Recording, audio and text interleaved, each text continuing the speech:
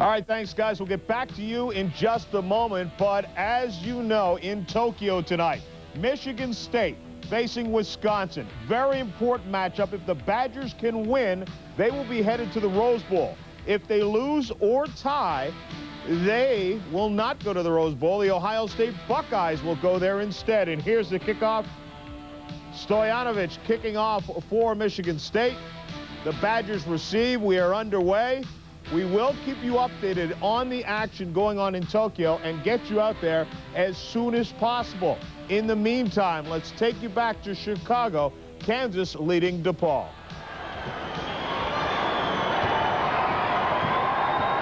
Woodbury, another free throw. 2 clutch free throws. Keeps Kansas up 6. Watch the pressure now. Good defense. Solid defense. Kleinschmidt's got to get the ball himself and go one-on-one. Cole off balance. Oster tag clears it out. Can't force it in that situation right now. Bad turnover for DePaul. Too anxious. Just be patient. You can't get all 6 of them back at one time. Right? Now watch Kansas play their game. They'll spread it out more. DePaul's playing man-to-man and allows the penetration. Pearson. Kansas the rebound and came down. Pearson, he was out of bounds. Good play, though, by Pearson. And that's the thing you're talking about. Scott's coming back in. They need him. This is the crunch team now for Kansas. And they'll be more patient on offense. They'll spread it out more because DePaul has to play man-to-man. They're behind. And yet I still wouldn't be afraid to go back to that zone right now with 5.5 to go because that's how you got here. Well, this Kansas crunch team has Gurley. It has Scott, Ostertag, Woodbury, and the little guy who creates havoc, Rayford. Kleinschmidt dumps it off to Ravizzi. Big basket. Yes, sir. Big basket. Michael Ravizzi. 4-point game.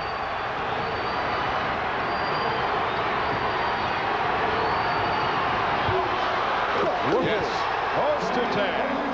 Good play, good assist. Big basket. They went to their power, went to their strength. Solid defense right now by Kansas. They're not going to gamble. They're not looking to get the traps. They just want to play man-to-man. Kleinschmidt. A kick out to Cole for 3.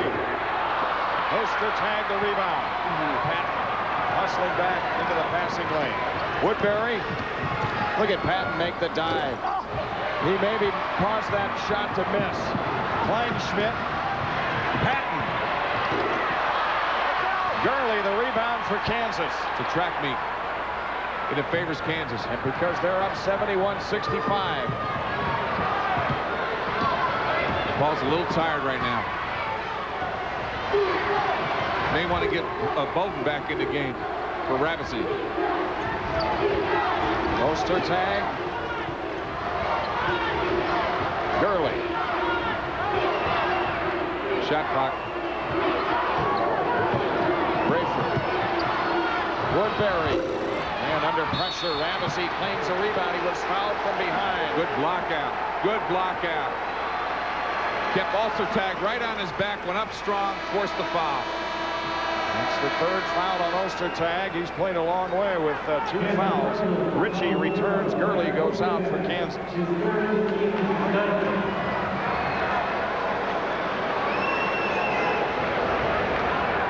Scott Pollard may have to come back pretty soon again for Kansas. He's pretty active inside. He had a good night on the boards. 4 minutes ago, he can still come in, playing that front line. Yeah, that's Marcus Singer getting some instruction from Joey Meyer. He comes in. Kleinschmidt goes out. Ravizzi is a pretty good free throw. He has made both attempts in this game, 5 for 6. In their first game win over Chicago State. It's a good move because if you make or miss the foul shots, you give Kleinschmidt a little blow. He needs a little blow to get it going, and you got your sides in the rebound against their sides. Plus, we're coming up to that mandatory timeout.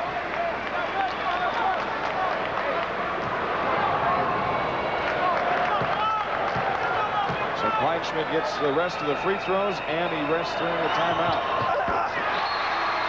Ravizzi hits them both. Good move. Comes in for him. And you got him to get a blow. Hey, DePaul's only down by 4. Hey, it's happened in this place. 4 minutes is like a week. Ravizzi knows it. The team knows it. They smell it. They want the crowd in it now. Kansas almost popped it up in the backcourt. Rayford ahead to Ritchie. DePaul trapping and chasing. Over to the top to Ostertag. Up for grabs, and the Blue Demons come away with it. Patton to Cole.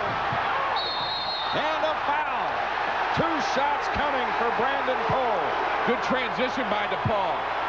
Knew they had to transition because of the balance of the fast break. Cole did the right thing, going to the hole, drawing the foul. Good steal. Patton sees him open. Watch him slice through because he knows he's got a rebounder. Goes up. Swatted away by Ostertag. Too late. Foul shooting right here for DePaul. Dangerous game for Kansas right here. 3:44 on the horizon. 71-67.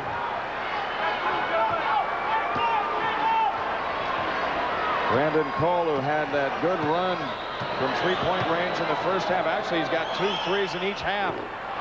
That was his first free throw try of the night. Well, we said Cole and Kleinschmidt on the wings would be the factor, and they're both around that 20-point mark, and that's the difference in why DePaul's in this game. 2:44 remaining. Cole makes it a 3-point difference. Kansas the lead. And as they enjoy themselves in Rosemont, Illinois, let's go to Tokyo. Brad Nessler and Gary Danielson. A little bit of a start a little soon. Nice sustained march by the Badgers here to open up this football game. We welcome all of you to the Tokyo Dome. Michigan State and Wisconsin, first quarter, the Badgers opening march, and they've taken it all the way down inside the 25-yard line of the Spartans at the 23. And a free play on the last one on the penalty has brought up 2nd down and a yard. Wisconsin has not passed the football on this opening drive. They won't this time either. Moss has a 1st down. And the pile going backwards if you're watching for Michigan State, and a lot of red jerseys with some good leg drive inside the 20 to about the 18-yard line. 1st down, Wisconsin. Brent Moss, again, the physical tailback for the Badgers. He's the guy that behind the offensive line, they like the zone block, just get in front of people, keep their legs moving, and he piles it up. He's almost, in fact, in '92, he started out the year as a fullback in this offense. Brad Childress, the offensive coordinator for the Badgers, has said Brent Moss is a guy that will look for you so he can run you over. Terrell Fletcher, as Gary said, will try to run around you. 1st down in the red zone for Michigan State on the opening march for Wisconsin. Montgomery, the fullback, in motion. This would be the first pass if Bevel has time, and he goes to the end zone for Doremus, and he overshot him, incomplete.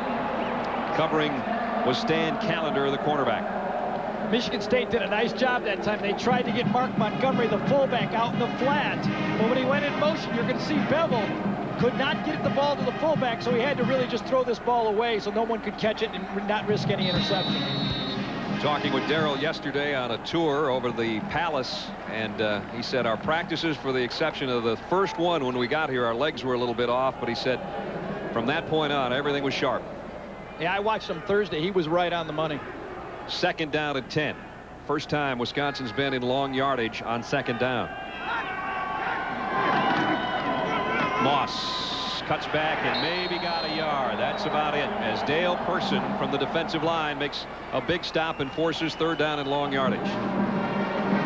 And this is what Michigan State and Norm Parker told me he hoped the Michigan State defense could do, was keep Wisconsin in a situation where we had a few 3rd and longs.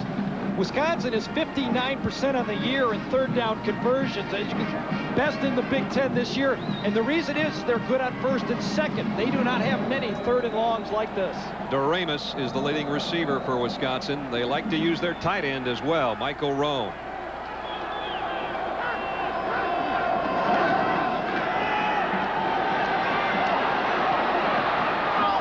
Third down and 8. Moss was the safety valve, and Darrell Bevel threw a bad pass. Too high, he knows it. And the opening drive for Wisconsin that was so sharp has bogged down, and it'll force a field goal attempt. Good coverage in the secondary by Michigan State. Yeah, it was a tough pass, but I think that was Bevel's about 4th receiver on that play. He was riding up in the pocket, and he was very fortunate to even get rid of it. Ricky Schnetsky is going to try to break a scoreless tie here in the first quarter from 34 yards away. Schnetsky, great foot into it, and Wisconsin on the board first at the Tokyo Dome. Opening drive for the Badgers. They take it the length of the field, bogged down a bit, but they get the 34-yarder from Ricky Schnetsky in a 3-point lead. Wisconsin trying to win their way into the Rose Bowl. They need a victory. A loss or a tie, and Ohio State will go there. We will keep you updated on that game. 3-0. Wisconsin has the lead, but right now let's take you back to basketball. Kansas and DePaul in a 3-point contest as well. Back in the Rosemont horizon, Scott, a big basket and a foul. Good post feed. When you got that rhythm going, when you got the 3-point lead, go to your power player inside. Scott's one of the best at the game. Good penetration. Very, very patient right now. Kansas knows they're up 3. They need a big play to go to their power player. Strong. Gets fouled. 3-point play. And look at Scott. Does he smell this? They do not want to lose this game. DePaul is playing very, very well. That was a big play for Kansas to get that momentum back. Scott's not a good free throw shooter, remember. He's 13 for 31 in the season coming in and 0 for 3 tonight. He's got 1,000 on the career. And that was a big one for 1,000. They won't forget that. 74-68. 2.5 to go. Shot clock. Brandon Cole. Kleinschmidt slips in, draws the foul. Pollard picks up the foul. Good penetration by Kleinschmidt. Get to the line. Get those easy points. Plus, stops the clock for you so that you got yourself in a position until we get to the last minute of the game where the clock stops on a score. Kleinschmidt played very well all night. Came off the bench, took it to the hole. Knows he's got to make that layup. But now, big 2 foul shots. And watch DePaul go to the press. Chris Hill has re-entered the lineup for DePaul, number 42. It's a chance to cut it to 2, to cut it to 4, which means anything happens with 2 minutes to go. A little of this and that from the line for Kleinschmidt.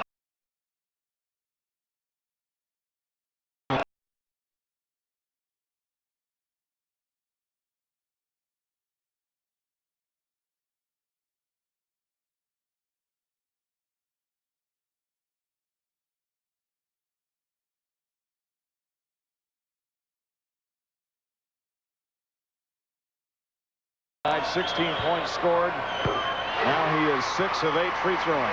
But his leadership, his intensity. Badgers up by 3 in Tokyo against Michigan State. Watch DePaul go to the press. It seems to harass Kansas little, and Kansas doesn't look to score out of it. They got a break. He missed on the second one. It's a big basket right there because now it's 4. So if you don't score, you're still up 1 if DePaul hits on a 3. Shot clock important here. It's down to 22. Pollard, entry pass to Woodbury on the cut. They'll spread you out now. They run those back cuts, and this is what they look for in that layup situation. Rayford being chased by Cole. 10 on the shot clock.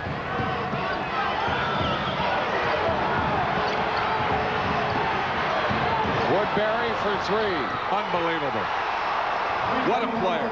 Was that money shot? Was that a clutch shot? Rayford makes a great penetration, and they lead Woodbury. Mistake. He can't do it late in the game.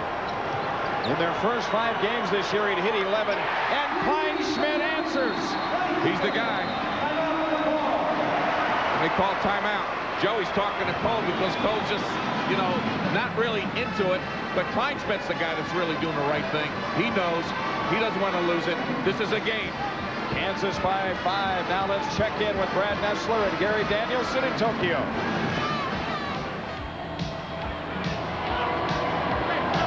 Third down and a yard. Michigan State's opening drive, and Gobern's got a hole, and he's out to the 39-yard line. First down, Spartans. So Wisconsin with a field goal on their opening drive of 56 yards, and now Michigan State has started out sharp, and neither of these teams looks like there's any sort of jet lag at all. They've been here for 4 days this week, and it looks like it. Talking to the guys, they said the first practice was tough.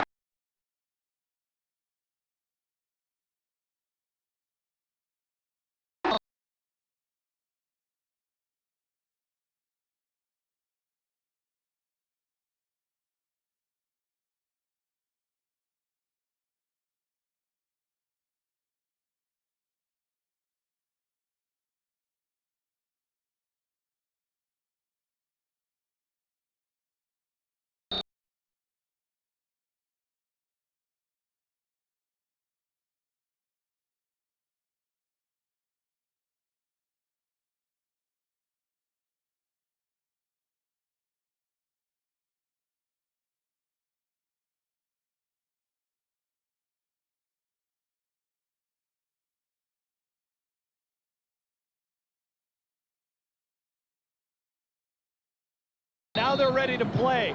I talked to the Michigan State football players warming up, and they said they are really ready. They said if Wisconsin's going to go to the Rose Bowl, they're going to have to earn it. Goulburn at 112 yards and a touchdown, and a disappointing loss to Penn State last week. They had a 20-point lead, the Spartans, and watched it disintegrate to a 1-point loss.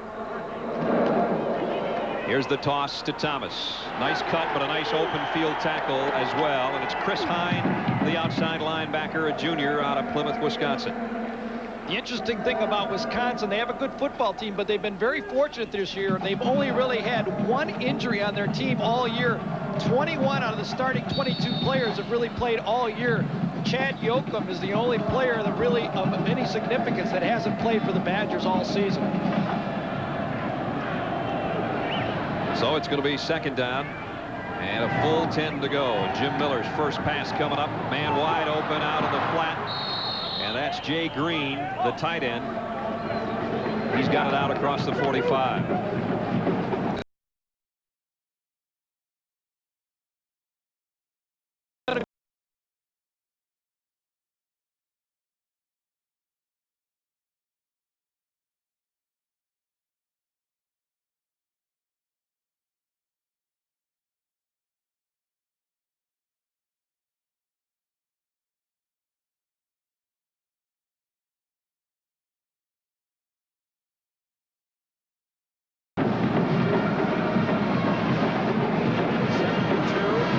With a 5-point lead and in possession.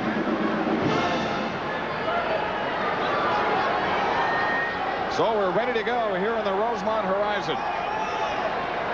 Minute 32, watch the press. Yep. They've got to do the press, and they may have to go to a foul pretty soon. Remember, you can run on the end line after a made goal.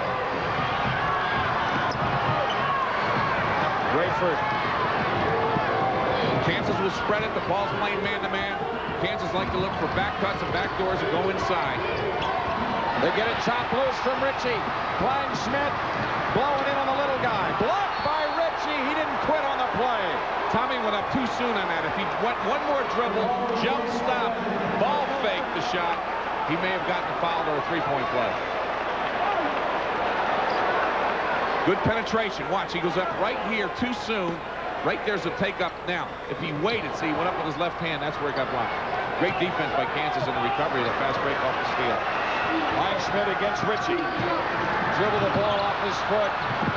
Remember the possession arrows to Kansas. Big possession. Roy Williams knows it too.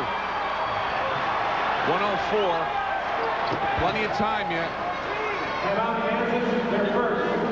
Roy Williams taking a timeout. Why he wants his timeout?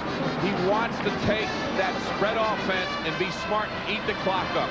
Let's go back to Tokyo. Brad Nessler and Gary Danielson. Short dumps.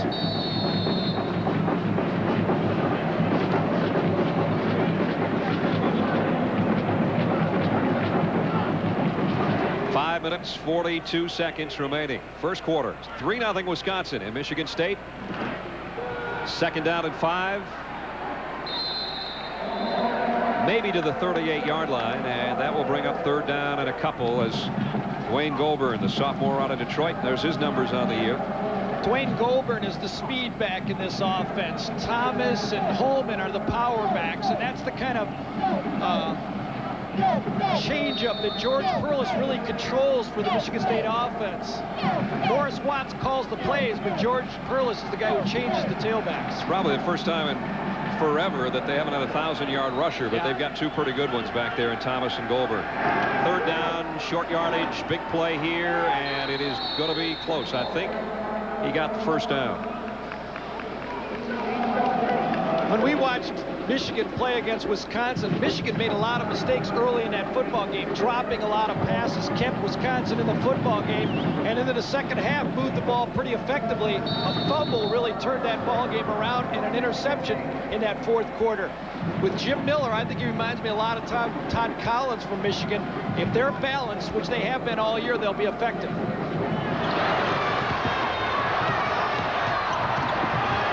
This is Ritchie trying to bring it up against Kleinschmidt. It's against a 10-second count. Just got it across. Woodbury. They're just going to spread it out, wait for the foul, or wait for that 5 seconds to go, one-on-one. Don't foul now. If you're going to play it. Play it solid. Don't commit the dumb foul now because you just wasted 30 seconds. 9 to shoot. Woodbury dribbles it away. DePaul trying to dig it out. And now the Demons have it on the possession arrow. Now you got to think about a 3, or do you take the quick 2, try to draw the foul? There's plenty of time. I would go inside to the basket, either drive post feed, go for 3 on the foul line before you force a 3 and miss it. Well, at some point in time, you have to have a 3. Yeah, but not now. There's plenty of time. I'll tell you why. You can get 3 points because Kansas doesn't want to foul you. Plus, it sets up the press after a made foul shot. Patton against the trap. Good move by Roy. Very good move by Roy Williams. Cole. Go to the zone trap. Patton, a long 3. Kleinschmidt. Kansas comes away with it. Pollard lost it, but he was fouled. Great defensive play by Roy Williams. And I'll tell you, now you know why he gets to the Final Four. Timeout, went to the defense. The ball was looking for something. There's the 3-point shot by Patton. Kleinschmidt gets a nice rebound. Makes a great move, just doesn't go in for him. And a great rebound, and now here's the foul. Now we shoot 2. Not bad. Now you think of the 3. Now you think of the 3 because you're down, you cut your time in half. If he makes 1 or he makes 2, you've got to take the 3. Let's check in with John Saunders. Guys, we want to get you updated on what's going on in Tokyo. Miller, the quarterback, back to pass. A little pressure in the pocket, but he spots Bill Coleman, who hauls down the touchdown pass. They missed the point after. Michigan State leading 6-3. Back to Jim and Digger. All right, back here on the Rosemont horizon, a rubber ball has come out on the court. Another free throw for Pollard. He made the first. The Kansas lead is 6. 16.7 remaining.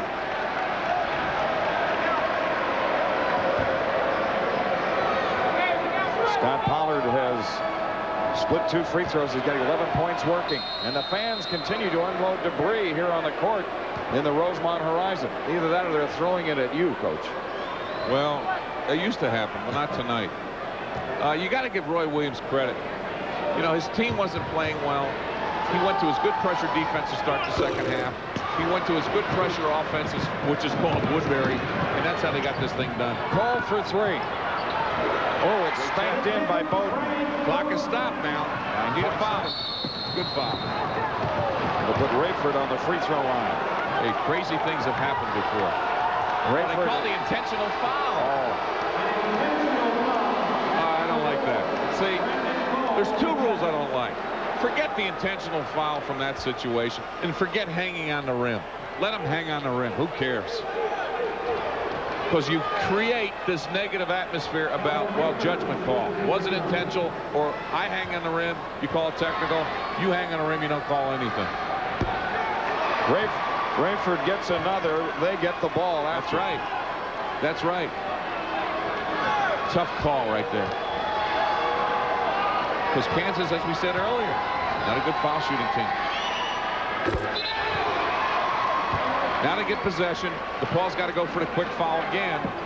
Question is, do they call it intentional again? Woodbury will inbound for the Jayhawks. Remember, you can throw into the backcourt in college.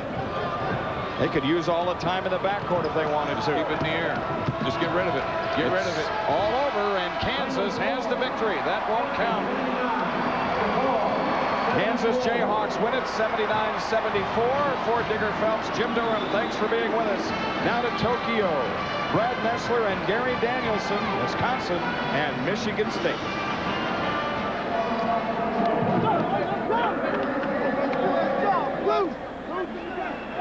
3 minutes and 43 seconds remaining first quarter from the Tokyo Dome. Michigan State on a Jim Miller to Bill Coleman touchdown pass leading the Wisconsin Badgers, and Schnetsky's field goal 7-3. Both teams were effective, had good drives to start off the football game. Big pass from Jim Miller to really get the points on the board. Wisconsin's opening drive effective when they were on the ground, which they've done all year. Their passing game struggled a little bit, but here comes Brent Moss. He's got about 17 yards before Michigan State can find the handle out to the 44-yard line. You know, at the beginning of the year, you thought, well, Wisconsin does have a pretty strong offensive line. Maybe this kid's doing it with mirrors, but he's not, Gary. He's a heck of a back. No, and he just powers up in there. He went and worked with a conditioning track coach. He dropped some weight, increased his 40 time, and he is really chunking up in there. As Barry Alvarez says, he likes to gash it up inside. 1,332 yards coming in as a leading rusher in the Big Ten in front of Kajana Carter. Wisconsin will run left in this football game, and they will try to take it to the left side of the defense. They feel they have a matchup advantage that way. They've got Verstegen over there, a 300-pounder, and Joe Rudolph at 285, and they have been working it, and they'll work it again. Moss goes outside. He's got 10 more and then some. Brent Moss down to the 31-yard line. He rips off 15 more yards on that carry. I'll tell you what impressed me. When Wisconsin, under pressure, as you see him running left again, went into Illinois against the 4th-rated rush defense in the country and put 300 yards on the ground against them, over 500 yards in total offense. In their loss to Minnesota, they had 605 yards. They are effective running the football, and when Bevel has a running game going, he can make the passing game go. Outside the 31-yard line of Michigan State, Wisconsin has moved it briskly down the field. They trail the Spartans 7-3. Moss, right side, keeps his balance. They're going to say that his knee touched down, and that'll be a loss of about a yard. So Brent Moss trying to keep his balance, and a good job defensively. Yakini Allen is the guy that got a hand on him, and Brent took a knee barely. So Kansas a winner in our college basketball game. We welcome all of you that have been watching that matchup to the Tokyo Dome for a very, very important Big Ten football game. Wisconsin wins, and they go to the Rose Bowl for the first time in 31 years. Michigan State already assured of a Liberty Bowl berth with their 6-4 mark coming in, but Wisconsin at 8-1-1 and ranked 9th in the country. Bevel fires. Doremus open inside the 20. Famous Doremus to the 12-yard line. We've got Thrill the Hill and Famous Doremus in the same field today. And that'll be his 50th catch of the year, and he's closing in on Al Toon's single-season rushing records. And you can see Bevel's going to roll left, try to get the zone to go that way, but he's going all the way back to Doremus on the curl route. He puts it right low and on the numbers. If there's a weakness in the Michigan State defense, it's in their secondary. And there's the numbers. As you see, he was tied with Pat Richter, the athletic director, with 49 catches, 50 now, and moving in on that magic 54 of Al Toon's. Just over 2 minutes left first quarter. Wisconsin on the drive, and Moss on the carry inside the 10-yard line. Knocked down there, as coming up in the secondary was Myron Bell. Wisconsin lost Matt Nyquist in practice a week ago, and they've moved an extra tackle to tight end, and really they're running 3 tackles in this offense and only 1 tight end. So they can run either side on a balanced up Michigan defense. Manny Castro, a redshirt freshman, a 6'6", 300-pounder, is playing backup tight end today. And he's in the game now playing left tight end. Excuse me, right tight end. Right on the bottom of the offensive line there at the 9-yard line is Castro, a 300-pounder. So they're loaded up front. Here's Brent Moss left side. Inside the 5 to the 4-yard line. Aaron Jackson, the defensive tackle, made the stop. Wisconsin will have 3rd down and about a yard. Michigan State will change up their defensive front as they bring in a little extra beef, and I don't think Wisconsin can unload any more weight in that offensive line. I'll tell you, Corey Raymer does a good job of cutting off Yakini Allen, the stunt tackle in the Michigan State 4-3 defense, and that's really the key to running the football. Corey Raymer is as good a center as you're going to find in college football today.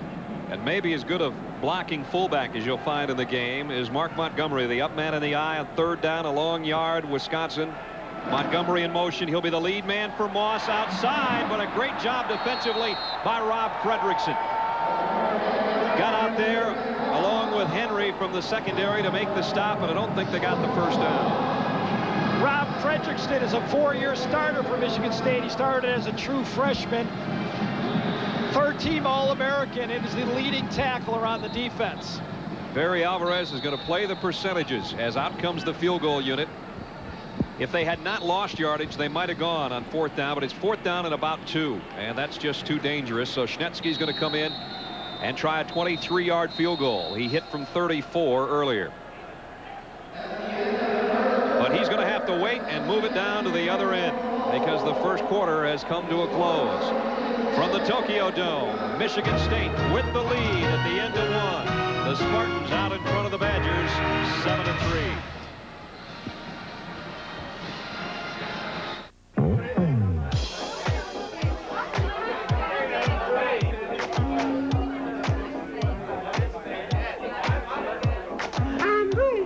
Bud Light, please. Tonight's ladies' night, and there's a special on Bud Light. If you want great taste that won't fill you up and never let you down, make it a Bud Light. Oh, no, it's Ted from accounting. In the year 23,012 BC, Lenny, the traveling salesman, rented the first big round wheel from Thrifty at a nice small rate. Today, you can still get low rates now on cars with 4 wheels. Simply use your Montgomery Ward credit card at Montgomery Ward Car Rental at participating Thrifty locations. Renting wheels at low prices is nothing new to Thrifty. In fact, we invented it. Thrifty Car Rental, historically known for low rates. What's in the bag? Lunch. Quarter pound of cheese, fries. Kick you for it. First one that misses. I know. Watches the winner eat. Barefoot. Helmet on backwards. Split the uprights. Through the tunnel. Hook it. Off the stone guy. Split the uprights. These guys are good. Off the freeway. Through the tunnel. Off the scoreboard. Split the uprights. Listen closely.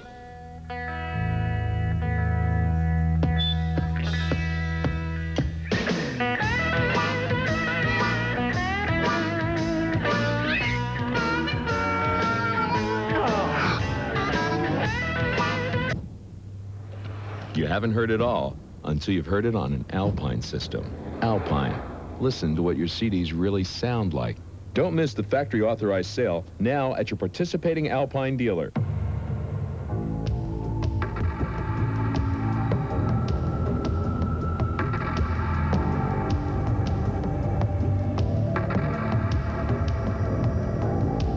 The most powerful overall line of truck engines on the planet has just gotten 2 cylinders better.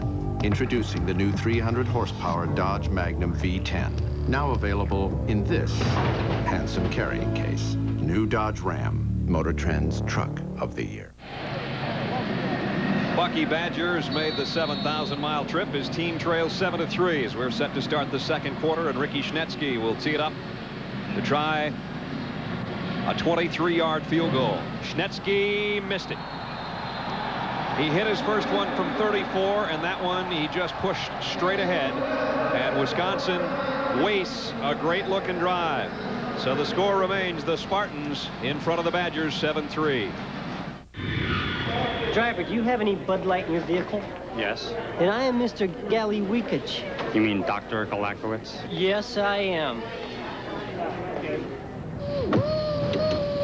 This is so cool.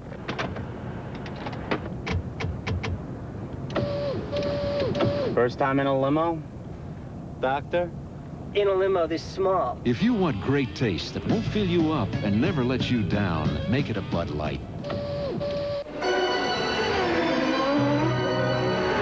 The average Grand Prix lasts but a few hours, unless it's a Grand Prix started with a genuine Delco Freedom battery. Delco's rated tops for taking the pole position in starting power and excelling in reserve capacity. Helps keep your engine in the race for a longer, more reliable life. AC Delco.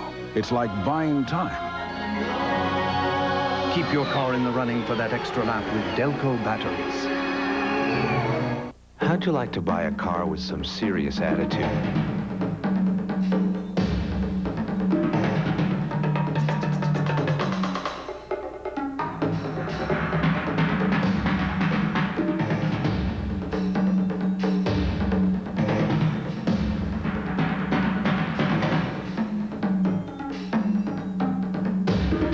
Sport Coupe. It's your money.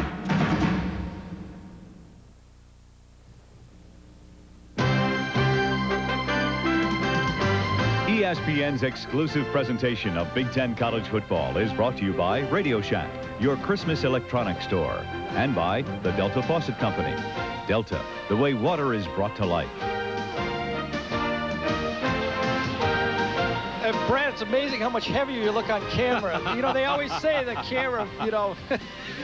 With my partner, up until now, Gary Danielson, I'm Brad Nessler. Nice to have you with us from the Tokyo Dome.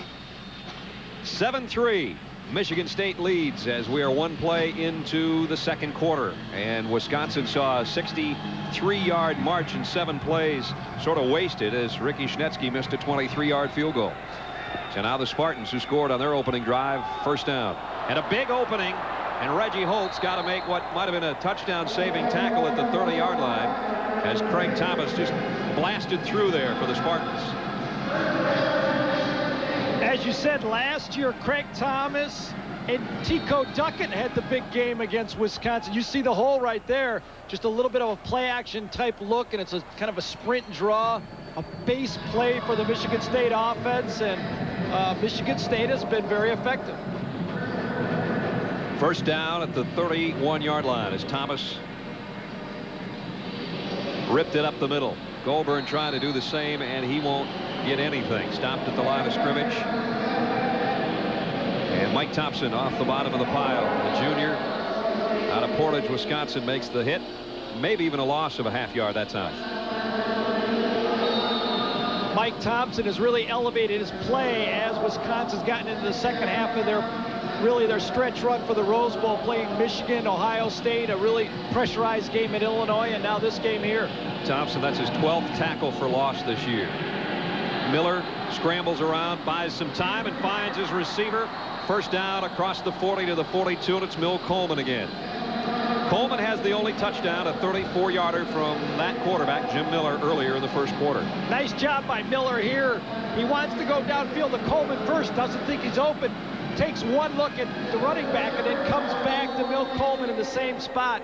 Watching Mill Coleman run routes, he really is a very gifted wide receiver for Michigan State. Gifted in the classroom, too. 3-time academic All-Big Ten. And George Perlis recruited him as a quarterback and wide receiver when he came to Michigan State. The 42-yard line. Spartans first down with the lead here in the second quarter, 7-3. Play action. Miller fires near side. Bob Organ, the tight end. The big fella rolls into Wisconsin territory with a first down. 265-pound tight end. Bob Organ doesn't really get downfield, but we talked about who Jim Miller likes to throw the ball to. You see, he wanted to go to Mill Coleman. They took him away. He goes to his secondary receiver, the tight end in the flat. Organ is the second leading receiver on this team. It's very simple. Throw down the middle. If they cover him, dump it to the outside. Miller's in good control of this football game. Talk about being able to spot a receiver, huh? Organ took up from the hash mark over, and Miller got it to him. First down to the 46-yard line. Draw play, Holman. And Steve Holman works inside the 45. The ball come loose on the bottom. It looked like he did, but I see the referee with his two fingers up, so I think they're going to call him down. So Holman got 2 or 3 yards, covered it, and it'll be second down and 7. You see it, Holman take the ball. He's really almost a fullback, running back and tailback. Gets the ball, and I really can't tell. Looked like he was down before that ball came out. Good call. We do have Big Ten officials on the field, and we talked to them all before the game, and they were up for the game also. I think they flew over with a Michigan State band earlier in the week, and they, like the rest of us, have toured the city and couldn't wait for this football game to start. Miller bootlegs and threw it, intercepted Scott Nelson. The Wisconsin safety's got an avenue, and he's back to the 40-yard line. Biggest play of the game so far, and Scott Nelson, the senior out of Sun Prairie, Wisconsin, has got it. Jim Miller rolling left that time was just a poor throw. He made the right read. He tried to go on a naked bootleg to the guy in the flat. When he wasn't open, you'll see it. He just throws it poorly behind his wide open tight end. And Nelson gets the pick. And if Mill Coleman coming from the right side of the screen doesn't make the tackle right here, I think it's a return for a touchdown. About a 35-yard return for Nelson. That is 5th interception of the season. And Barry Alvarez club looking for something like that, trailing 7-3, and watching Michigan State move it right down the field, but Nelson's got it back in the hands of the Badgers offense just outside the 40-yard line. Bevel off play action. Fires to a wide open Montgomery, the fullback. And Mark Montgomery near the 25-yard line, and that's a Wisconsin first down. Do not underestimate Darrell Bevel. He's led the Big Ten in passing every week of this season this year, and he's very confident in his throwing, and he's very accurate in his throwing 69% of his passes. There you go, looking at it. Bevel is leading the Big Ten in passing. Moss, Messenger, Thompson, and Burgess. That's how you win football games, when you lead in that many different categories. 5 guys that were not highly recruited were part of Barry Alvarez's opening recruiting class, many of them. And boy, have they paid dividends. First down. Fletcher knocked around in the backfield. Ping-pongs around and finally goes down as Garnett, the linebacker, finally makes the stop on him. Terrell couldn't find any place to hide, and he's going to lose a fairly significant chunk of yardage on that one. Michigan State gambled a little bit, coming with an outside blitz by their 2 outside linebackers, and Fletcher really didn't have any room to run the ball.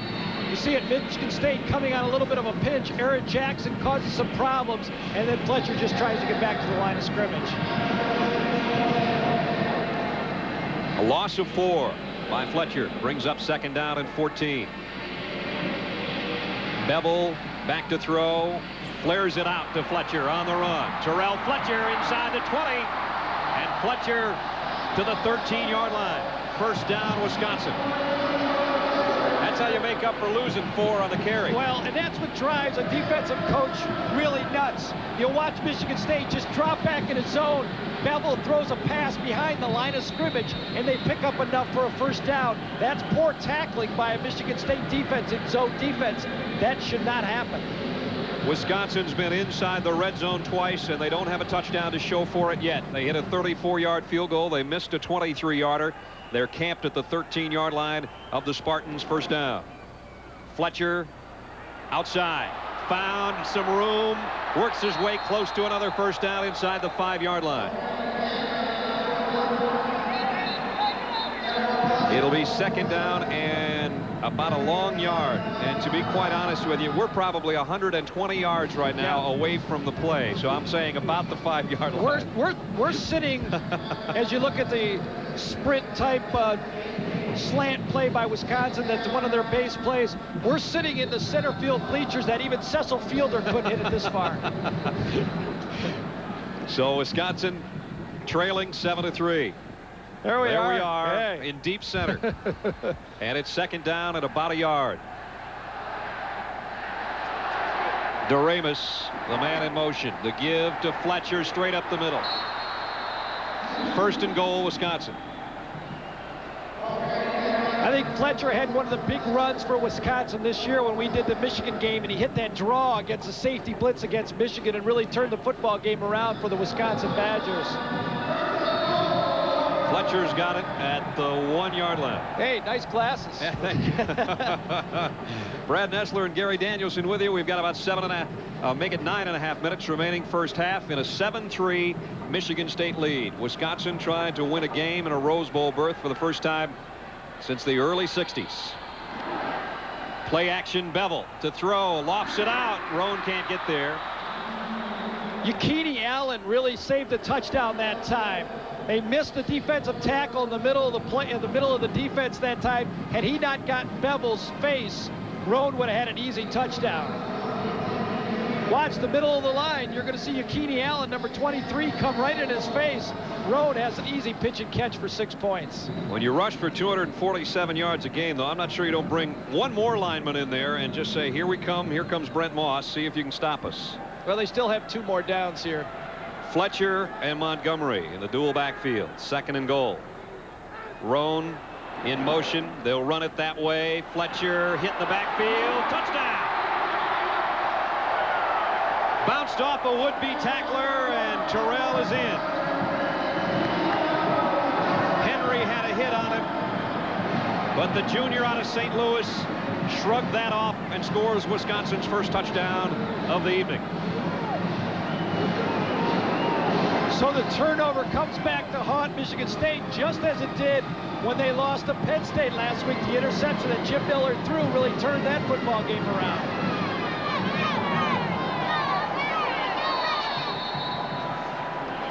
Schnetsky in for the point after.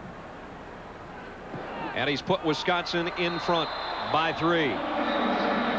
9:21 to go in the first half. Another good-looking drive following the interception, and the Badgers now have a 3-point lead.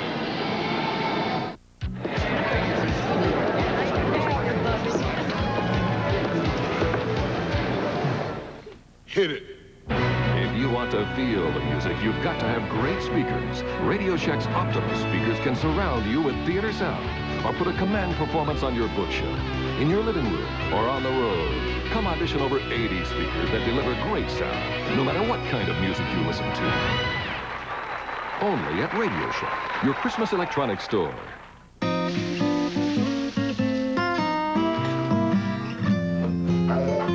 Morning. Okay, hold on. Delta Faucet has over 1,000 different styles of faucets to choose from. Wait, just a sec. So there's a Delta faucet that's right for everyone's needs. Oh, okay, I'll get the food, you get the water. Delta, the way water is brought to life. And don't forget to turn it off.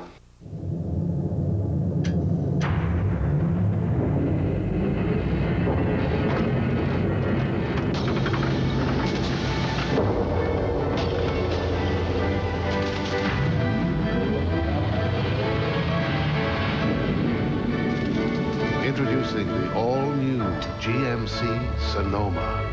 We've packed everything we know into this one, Sonoma from GMC Truck.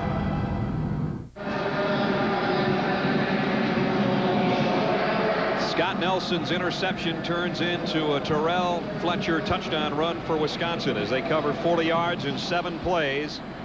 Just about 3 minutes used off the clock, and Fletcher takes it in from a yard out, and it's 10-7, Wisconsin in front.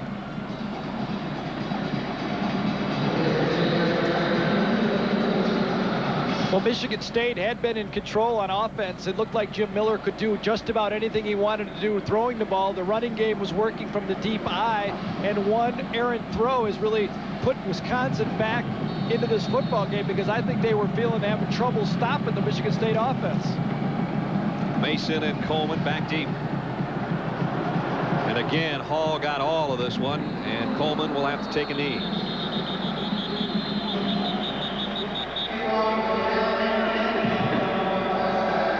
So Michigan State will work from the 20-yard line. Hall with 2 deep kickoffs. He's been sort of a weapon today. He was the placement man as well until he had some trouble in the middle of the year. And that's when Schnetsky came in and became the extra point and field goal kicker. Again, we're at the Tokyo Dome. And what a place for a game this big. Wisconsin wins, they go to the Rose Bowl. If not, Ohio State will go. George Perlish, Michigan State team already Liberty Bowl bound in Memphis in late December. And first down, Spartans from the 20. The toss and a cutback by Thomas gets it out near the 24-yard line. Again, if you're just joining us, we are taking the Japanese television feed throughout this broadcast, and at times you may see some things you normally wouldn't see from an ESPN telecast. They're doing their job. They don't, quite frankly, do a lot of football games this year, and we appreciate that we're part of their group today. But at times, sometimes the replays may not match what we're talking about. We'll do our best to keep it as tight as we possibly can. From the 24-yard line, second down and 6.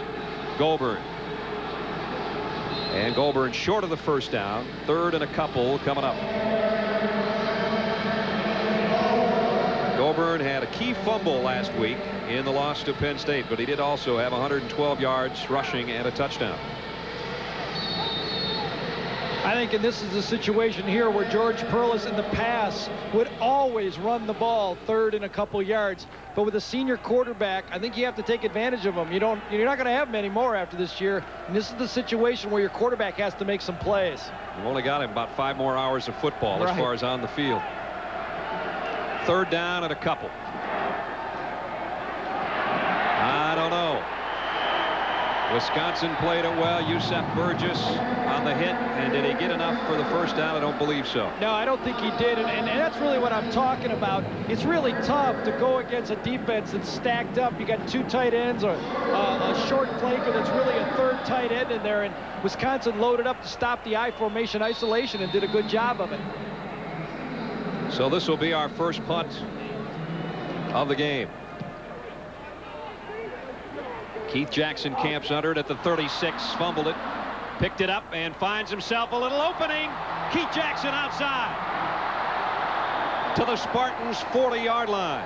What a nifty return, and many times you see a guy bobble a punt, and sometimes the coverage sort of passes him by. And Jackson does a great job on the return, and Wisconsin will start in Michigan State territory. Yeah, Keith Jackson about lost his life when he dropped that thing. I could just imagine what he was thinking of, and now he's just running scared. He knows he has to go over to the bench if he doesn't make this thing work.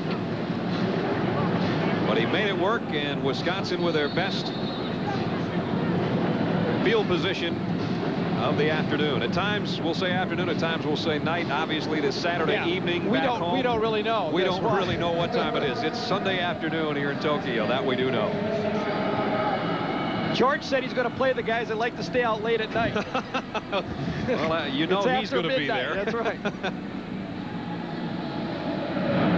Bevel. Fletcher again. He darts around in the backfield. Fletcher on his way.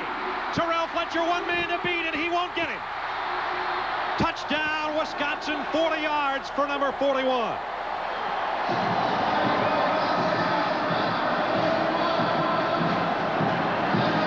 As Brad Childress told us, he was going to run left in this football game.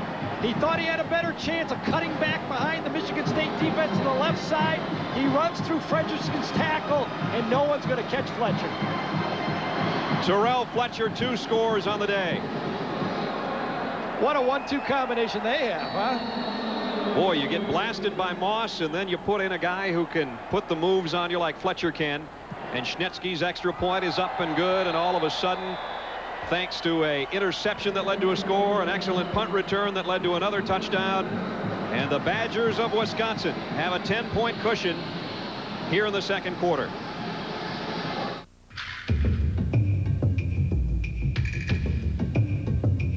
You don't have to be 19 to have a body like this. You don't have to work out 8 hours a day.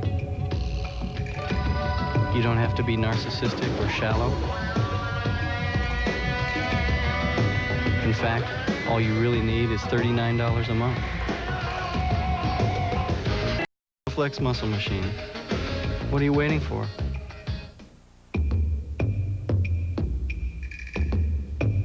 You don't have to be a model to have a body like this,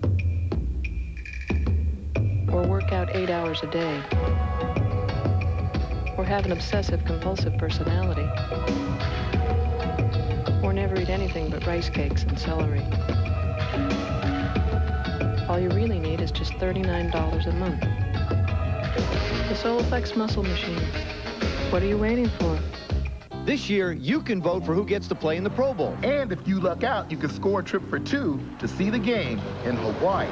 Or you could win big with prizes from Radio Shack. But first, you should vote on who gets to play. Remember, your picks count along with players and coaches, so be sure to vote and go. Who knows, maybe we'll see you at the game. Pick up your Pro Bowl Vote and Go ballot at Radio Shack, NFL stadiums, or in USA Today. Imagine your favorite football players will do anything to get your vote. Well, Wisconsin fans almost lifted the lid on the Tokyo Dome with Terrell Fletcher's 40-yard touchdown run. It's put the Badgers in front 17-7, 7:12 remaining in the first half. Brad Nessler and Gary Danielson along with you from Tokyo, Japan. And Michigan State had a 7-3 lead thanks to an interception by Scott Nelson and a 1-yard Terrell Fletcher run, and then a 24-yard punt return by Keith Jackson put Wisconsin at the 40. Fletcher did the rest, Gary. Yeah, and I think the key play for Wisconsin was that 3rd and short, just try to hammer it up inside. I really think the Wisconsin defense is going to be kept off balance by the passing game.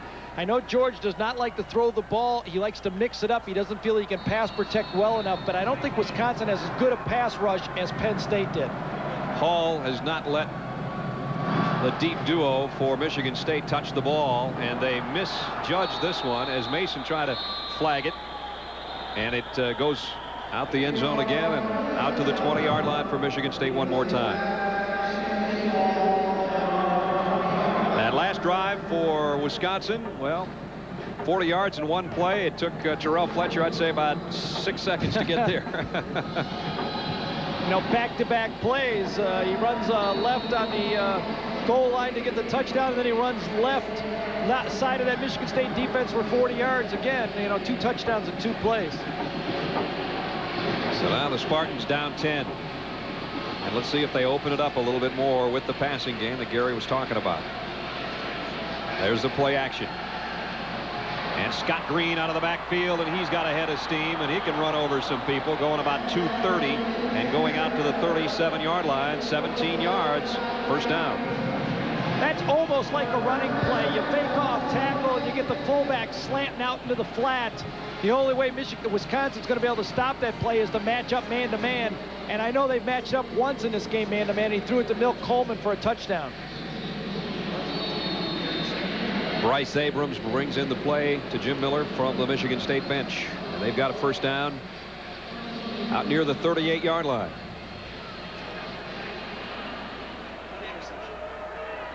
Napoleon Outlaw in motion. No gain on the play as Craig Thomas off the right side, hit immediately by Chris Hine. I think a factor in this football game is whose legs are going to give out first, especially with the offensive linemen and defensive linemen, because they talk about the jet lag. It is a reality. We both have felt it since we've been over here. If there is an advantage in that area, I think it has to go to Wisconsin. They've only really played 1 football game in the last month, and they are the fresher football team. Quite frankly, this is about the time of day that it sort of hits you in the middle of the afternoon. Even though we've been over here for 4 or 5 days, you tend to wake up once in the middle of the night, and then in the middle of the afternoon you start getting sluggish. Miller trying to hit Organ, who was wide open, and the tight end couldn't make a circus catch. Nobody within 8 yards of Bob Organ. Yeah. Kind of interesting right here. Bob Organ, it had to be a mess up by the Wisconsin defense. Some guys are playing man, some guys are playing zone, because Milt Coleman was wide open right behind him too, just out of the picture. Almost no one in the frame there, as you saw, other than Bob Organ, and he takes up a good chunk of the screen. But incomplete, and it brings up a 3rd down and 9.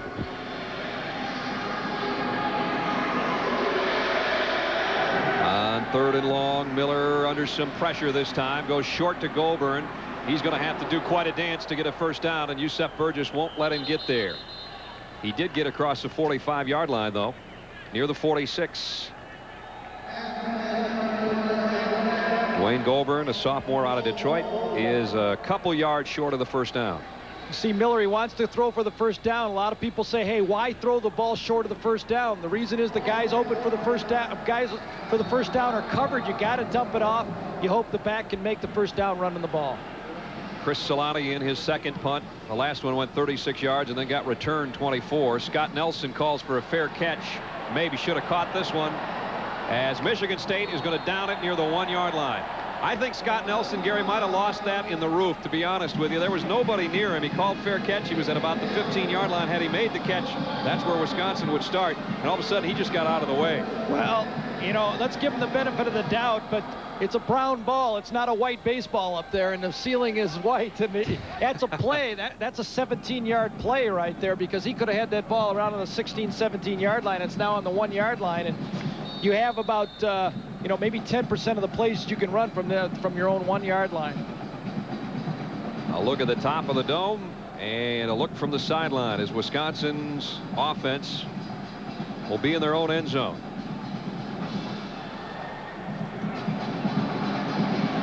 There's Wisconsin's predicament.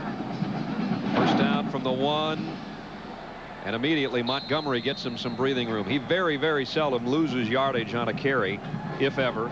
Yeah, he's lost yardage 1 time the whole year, so you got to go to him in that situation. Expect to run through the arm tackles. Gets 5 more yards. 2nd down and 5. Wisconsin back in Spartan territory, leading by 10. Late in the 2nd quarter. 3:50 remaining first half.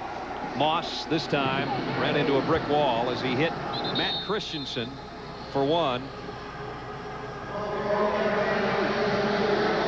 Yeah, Matt Christensen was matched up by Manny Castro that time. Reggie Garnett also helped on the tackle, the middle linebacker. One of the problems at Michigan State, as we stated earlier, and you know, as we come in and out of these games, I don't know exactly where we are, but Reggie Garnett, the Michigan State middle linebacker, has dropped a lot of weight. He's just a freshman. He's under 210 pounds, so it's a guy that Wisconsin wants to go at. 3rd down and 2. Badgers try to keep this drive alive before halftime comes to a close. Play action for Bevel. Throws on the run, and Roan, the tight end's got it. 1st down. Near the 35. Bevel was running away from Juan Hammonds, who leads Michigan State in sacks, and boy, somebody just cut him down like a big tree, gave Bevel the time he needed to deliver that pass. Yeah, they had Kevin Lyles, the freshman tight end, in the flat. Bevel comes out. You can see the offensive linemen as they fool the cameramen here in Tokyo, but Bevel comes out. He's got 2 people to throw to, the tight end in the flat or the crossing Michael Roan, and he just put it on target. See, we can criticize the cameraman because we're never going to meet these guys again. That's right. again. We won't see him again for a long time. And thank goodness we don't have an option team on the field today. 2:43 remaining and some contact made. Michigan State looks to have come in and made contact as Yakini Allen and Steve Stark, the right guard for Wisconsin. That's the spot he came through. That's the thing you love about Michigan State. How many teams have a guy number 23 play defensive tackle? That's right. Yakini Allen, you know, he was a linebacker in high school, and he came in and they probably said, here's the number you want. That's the good news. The bad news is you got to play defensive tackle. 1st down. He just cost his team 5, so Wisconsin gets a freebie.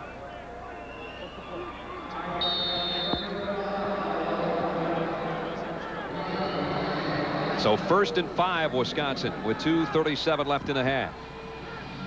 From the 30. Bevel sets up, has plenty of time. Over the middle, he's got Roan, the tight end, again. Inside the 15 and down near the 12. And Bevel, who started shaky on the opening drive, is warming up. Well, I think one of the reasons he started shaky is he got dinged early in the football game. But what Bevel does so well is step into his throws. Watch how hard he steps into his throws. That's like a baseball pitcher right there. He puts a lot on the throw, and when a quarterback can step into his throw like that, he's going to be very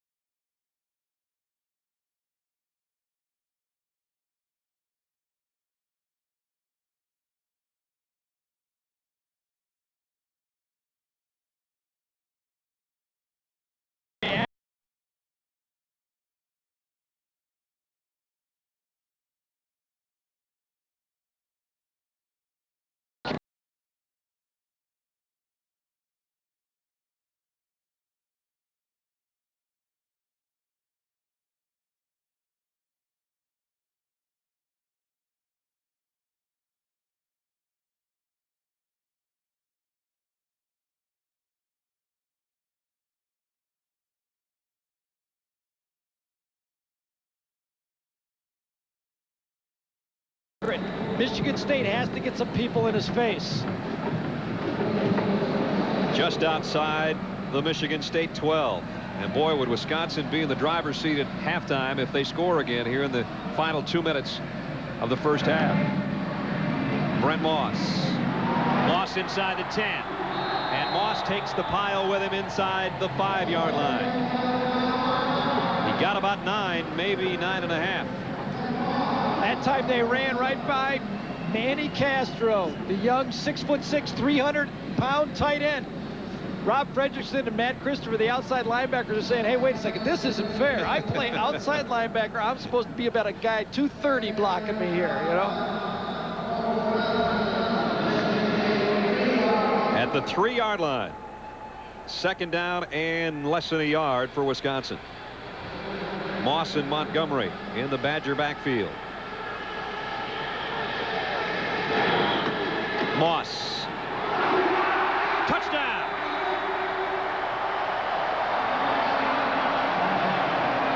his 13th of the year. And Barry Alvarez has got things going his way and is nearly at halftime leading 23-7.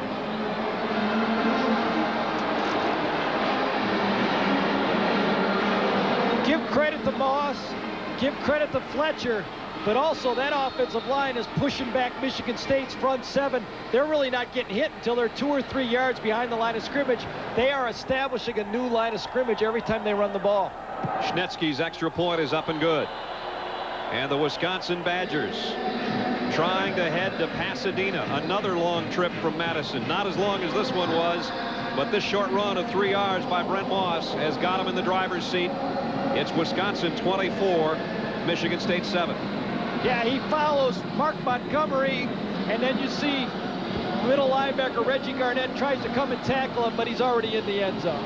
24-7 Badgers in this final college football game of the regular season. And speaking of college football, how about the announcement of the 8 of the top college football awards for outstanding players and coaches. ESPN will bring you the Subway College Football Awards Show this Friday night at 8:30 Eastern.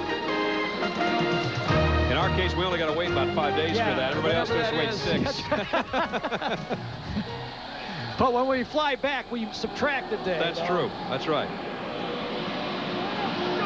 So Darrell Bevel deep in his own territory hits Lee DeRamus, and then they carry it down the field, and Moss takes it in from 3 yards out. That was a 99-yard touchdown drive. Yeah, we said Jeff Nelson made a mistake not catching that ball. That really hurt him, didn't it? Yeah, sure did. They've been a team that's controlled the line of scrimmage and controlled the clock all season long. They come in averaging about 34 minutes in time of possession, which is way ahead of the opposition. And Wisconsin is doing that here again through 2 quarters in the Tokyo Dome. And I'll give you another. Wisconsin only has 1 senior on that offensive line. The rest of the guys will all be back. And again, Coleman has to take a knee. Boy, John Hall is excited to play in this football game. Brad Nessler and Gary Danielson, we hope you're enjoying this special ESPN presentation for the Tokyo Dome. 1:15 left in the half. Halfway to Pasadena for Wisconsin. You know, they all were worried about jet lag. When you're looking at the scoreboard and you're behind by this much, 24-7, that adds to that jet lag. Yep. It'll add to Michigan State's. It'll add to the adrenaline of the Wisconsin team and their fans. Everybody in this building has either a green and white or red and white pom-pom that was waiting for them today. They've enjoyed it so far, but obviously the Badger fans are relishing what's going on in the first 38 minutes and 45 seconds. 28 minutes and 45 seconds of the first half. And here's Craig Thomas out to the 29. Well, I'm really a little surprised by that call right now. You got a minute left in this half. And I'm really surprised Michigan State isn't in a 2-minute offense right now, trying to put some points on the board before halftime. They've got a guy that George Perlis feels will be a high NFL draft choice at quarterback. There's no doubt there's no doubt he will be. He's very talented. And they will keep it on the ground. Thomas cuts outside, gets a first down, and runs out across the 40 near the 42. But we've only got 39 seconds left in the half. You know, one of the tough things for Michigan State as we take a look at another running play by Craig Thomas is the clock. The time clock for Michigan State is directly behind their bench. They don't see it at all. There's only 1 clock in this whole Tokyo Dome, and the whole Michigan State bench has to turn around to see it. And there it is, and it's behind us as well. Yeah, that was a high school clock that they brought in for this game, I think. You can see the Michigan State Spartans, they have to turn around to look at it. I don't think that's any excuse for losing track of it, but now that they got the ball out to the 41-yard line, I think they should open up the ball and throw the ball downfield. So timeout called. George Perlis, Morris Watts will talk it over with Jim Miller and the Michigan State offense, and the wave will work its way around the Tokyo Dome. While we wave and break, we'll take a timeout as well with Wisconsin in control.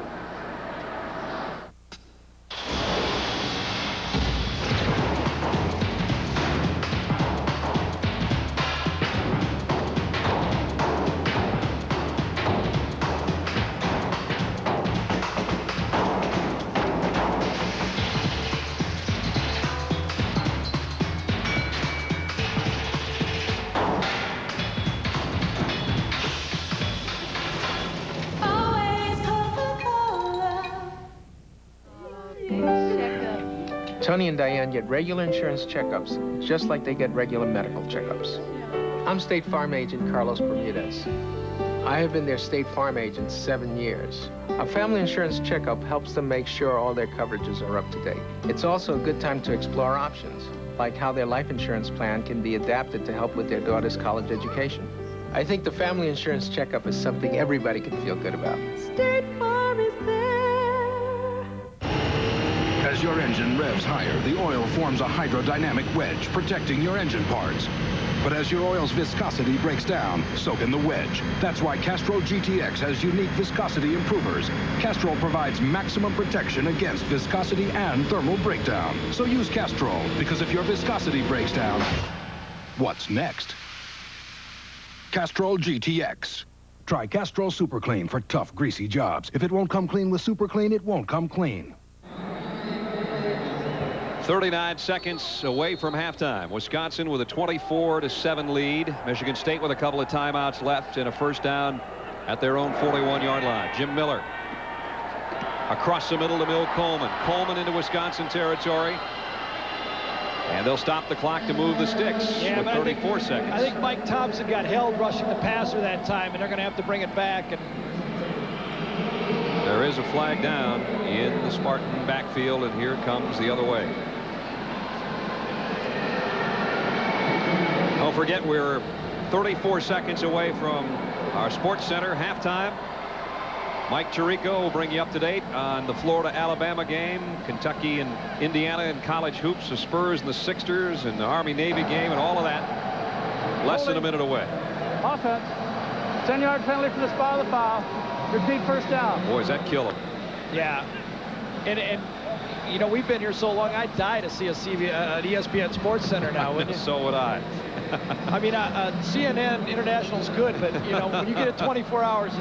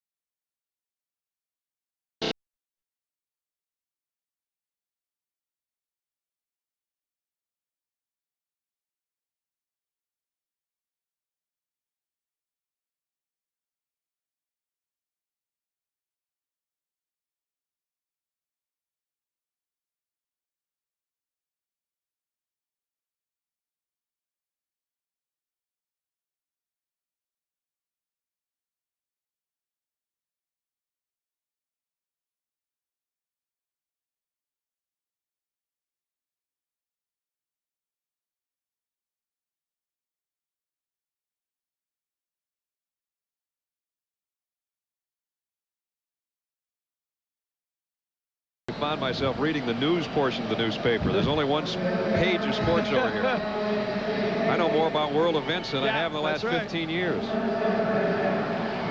Just inside the 25 and the clock inside 25. And Michigan State maybe now will just let this thing wind out and regroup at halftime. They had a 7-3 lead, but they have seen the Badgers score 21 unanswered points. And you know the Spartan fans aren't too crazy about this. They started strong, had an excellent opening offensive drive, marched it down the field, put it in the end zone, but since then it's been all red and white of the Badgers of Wisconsin. They're halfway to Pasadena. They've got 2 quarters left. But what a first half for Wisconsin. They're out in front of Michigan State, 24-7. Sports Center coming up next at halftime. And Brad, coming up here at halftime, the day in sports, the second to last piece of the bowl picture in the SEC title game. College hoops #1 in a border war with the Hoosiers in the Hoosier Dome. And the Admiral visiting Sean, looking for the sweep of the young NBA centers. All coming up on the Sports Center. Welcome to halftime. I'm Mike Tirico. We start with college football, of course. The highest ranked teams in the SEC were home Saturday. That's Tennessee and Auburn. Over Legion Field, planes were flying banners proclaiming Auburn the SEC champ. Now, the Vols and Tigers were watching Florida and Alabama, the rematch in the second SEC title game. The winner Sugar Bowl bound, the loser to the Gator Bowl. Gene Stallings and company, long day against Steve Spurrier's team. 6,000 unsold tickets, 20,000 empty seats in the rain. David Palmer was front and center. The all-purpose back will throw it back to the quarterback, Brian Bergdorf. Palmer at 183 yards, all-purpose on the day, and a big hit on Bergdorf, who stays in the game. And in this drive, finds Palmer, who will slither through the Gator defense, getting closer to the end zone. Then from a yard out, nearly fumbling the snap, handing off to Terrence Lynch for the touchdown. 7-0 tie. But Florida comes back. Danny Werfel injured, Terry Dean quarterbacking the entire way. No Antonio Langham in the Bama secondary, and they pick on the other guys. Willie Gaston bites on the play fake. Harrison Houston, 13-yard score. We're tied at 7. Key play in the third. A 1-point Gator lead. Fake punt. Shane Edge with room to spare and able to pick up a key first down. I told you no Langham picking on the corners. Next play, Tommy Johnson, who had 2 interceptions in the Bama secondary, picked on here. Jack Jackson gets past him. 43-yard score. Save these moves for Bourbon Street as the Gators are going to the Sugar Bowl. They win the SEC title, get a 4th chance to win a first Sugar Bowl. Gators likely will get West Virginia on New Year's Day. Bama will play North Carolina in the Gator Bowl. The official Coalition Bowl pairings announced tomorrow morning at 11 Eastern. You can see it on Sunday Sports Day. To the Meadowlands for Army-Navy. Navy remembering teammate Alton Grizzard killed earlier this week. Some wacky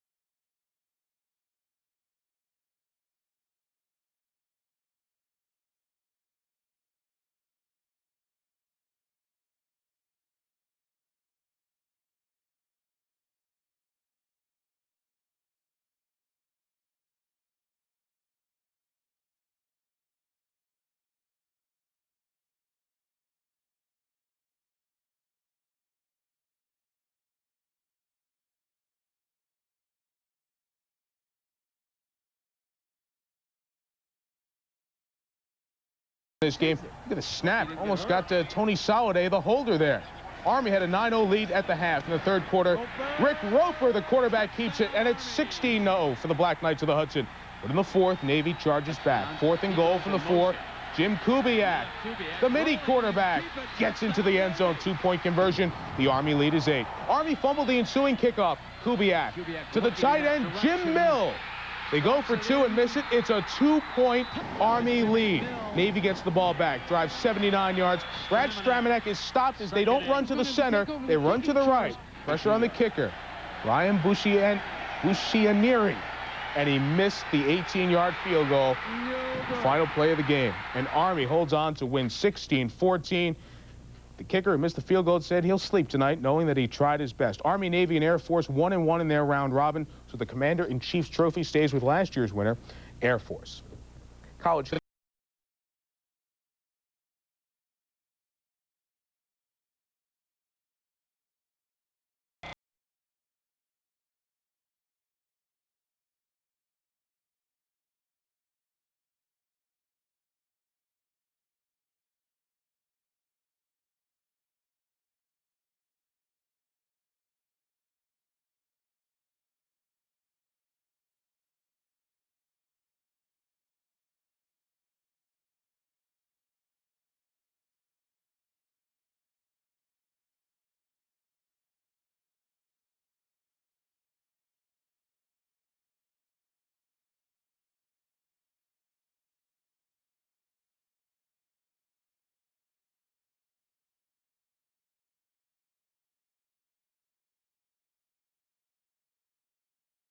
After Indiana's season-opening loss at Buckeye.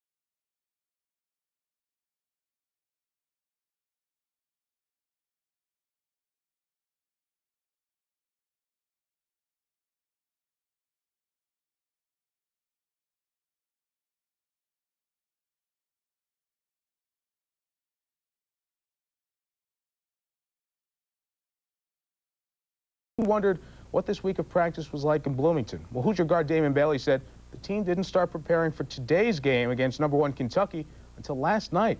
Bailey said the Hoosier week was spent trying to find an Indiana team that could go out on the floor and play like the Hoosiers we've come to know. The suit and the sweater, Bob and Rick talking before the game, that was dominated early by Indiana. Bailey nearly lost it, gets it back in a huge first half, 23. The pressure forcing a turnover. Andre Riddick to Roderick Rhodes for the layup. Kentucky leads by 9. Bobby Knight was not happy with Alan Henderson early. Henderson responds later. Watch the rebound by 44, the putback and the enthusiasm. Indiana by 11 at the break. Kentucky down double digits, going to the threes. Travis Ford loads up and rips court on 3, but Indiana would hang tough. Pat Graham, look, and Henderson left wide open underneath for the big hoop. And one more time, Henderson closing out a 17-point, 11-board performance with this rebound and putback. And Indiana goes on to beat Kentucky 96-84. Bailey had 29, and the IU defensive old showing up, holding the Cats to 35% shooting from the field. The season 3 weeks old, #1 has lost twice. As our halftime sports center continues, the night in the NBA, Shaq and company visiting Cleveland. A couple of teams flirting with 500. Wisconsin leads at the half.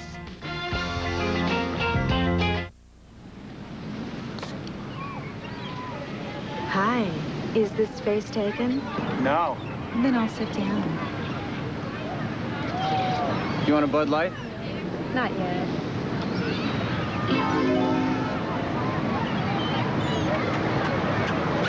Hey, wait a minute. That's my Bud Light. If you want great taste that won't fill you up and never let you down, make it a Bud Light. How about a little help here? Andre and Michelle are falling in love with America in their Park Avenue Ultra. They love the stopping power of Ultra's anti-lock brakes. They love the security of Ultra's dual airbags. And they have warm feelings about Ultra's available heated driver's seat. It's going to be a wonderful tour. Andre and Michelle are in love with a car that's as good as its name. Ultra from Buick, the new symbol for quality in America. Old black magic has me in its spell. Old black magic that you weave so well. Those icy fingers up and down my spine. The same old witchcraft when your eyes meet mine. Down and down I go, round and round I go. To be a NASCAR Winston Cup champion, you need magic in these parts, and the magic of these parts. Under that old black magic, old black magic, old black. Before you thought to dream, Canon had a vision. Before you have a problem, Canon has the solution. We have a way of looking ahead to give your office unlimited possibilities right now. When the rest say you can't, Canon says you can. Canon. Now you can. Wisconsin leads 24-7. We continue with NBA news. John Lucas was not expecting David Robinson to play last night. The Spurs center had returned home after his wife had a miscarriage. Still, Robinson was able to go out and post a triple-double against Shaq and the Orlando Magic. With an earlier win over Alonzo Mourning in Charlotte, the Admirals' next-generation pivot tour hit Philly, taking on Sean Bradley. The center for Fred Carter's team would play 27 minutes, but David was the story. Right around Bradley there with the left hand. The Admiral on the night, 37 points, 14 rebounds, 7 blocks, and a gorgeous scoop to the hoop there. And it was a painful night for Bradley on the stat sheet and in the nose. Bloodied nose with that elbow. Easy one for San Antonio as they hold on to win by 8. They've won 8 straight, 4 in a row on the road. Bradley was 1 of 8. 2 points. The Sixers have lost 4 in a row. Last night, the Spurs held Orlando to a season-low 84. Mike Fratello and Brian Hill knew each other as high school teachers in Jersey, facing off on the NBA court in Cleveland, and Orlando was ice cold. Nick, as in Brick Anderson. And what about the Shaq inside? Magic just 32 first-half points, down 14. They charge back. Skiles to Penny Hardaway for the jam. Anthony at 17. Late the fourth. Magic up 3. Terry Mills ties the game at 83. Next trip down. Donald Royal misses, but Doherty doesn't get a body on him. The putback for Royal.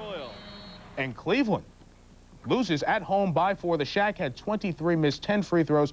Mark Price leading 5 starters for Cleveland in double figures, but they shoot just 40% from the field. Hornets and Jazz, Alan Bristow's team, awful against Denver last night. Early on, more struggles. Look at the mailman with the putback, muscled it in there.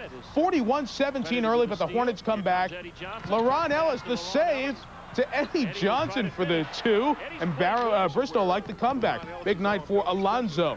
Working hard inside. He had 36 points. The Jazz cut a 20-point deficit down to 3, but Stockton to the mailman for the jumper. Malone 35 points, 14 boards, 5 assists. Larry Johnson just 8 points in this game. As you see, he's been under double digits 3 straight games. Elsewhere in the NBA, Seattle leading Minnesota in the 4th. Sam Perkins at 18 at the 3-quarter mark. Stanley Roberts taken off the court with a knee injury, left the court on a stretcher in the Battle of L.A. Pacers looking to close a 4-game road trip at 3-1 right now, trail the Warriors by 2. Portland continuing its 6-game road trip. Buck Williams, a big night, along with Clifford Robinson. And in the afternoon, 2 days after the clock cleaning by Houston, Ewing is 31. Sacramento has lost 6 straight. Now the rest of college hoops. Cal and Santa Clara, they played a couple of weeks ago in the preseason NIT, and the Bears won a close one by 7. Today, a regular season rematch in Oakland. How would Jason Kidd's team do second time around? The Kid at work. Jason with the steal and the assist to Lamont Murray. Murray, 2 of his 28, but Santa Clara prevails. Pete Eisenrich, remember him from March Madness with the 3, and Steve Nash had 3 threes. Santa Clara wins on the road by 13. Big East Nova at Georgetown in overtime, 3 seconds left. Georgetown going for the tie. Eric Miku is fouled by Kerry Kittles. Steve Lapis can't believe it. So down 3 free throws. Now down 2. Lapis is worried. Second free throw. It's a 1-point game. This one for double overtime. No! And Villanova gets out of the Cap Center at the U.S. Air Arena, with a win. Xavier and Duke, no contest. Grant Hill, 21 points. One of his 9 assists, Antonio Lang getting the Cameron Crazies up. Cherokee Parks at 20 boards. Nice passes as well as Duke wins 82-60. Crazy play in the Vanderbilt-Syracuse game in the Carrier Classic. Off the deflection, it ends up right in the hands of John Wallace, who sends it in. Syracuse wins by 16. Also in college hoops tonight in Fayetteville, Arkansas was down 32-30 with 5 minutes left. Go on a 24-3 run, win by 35.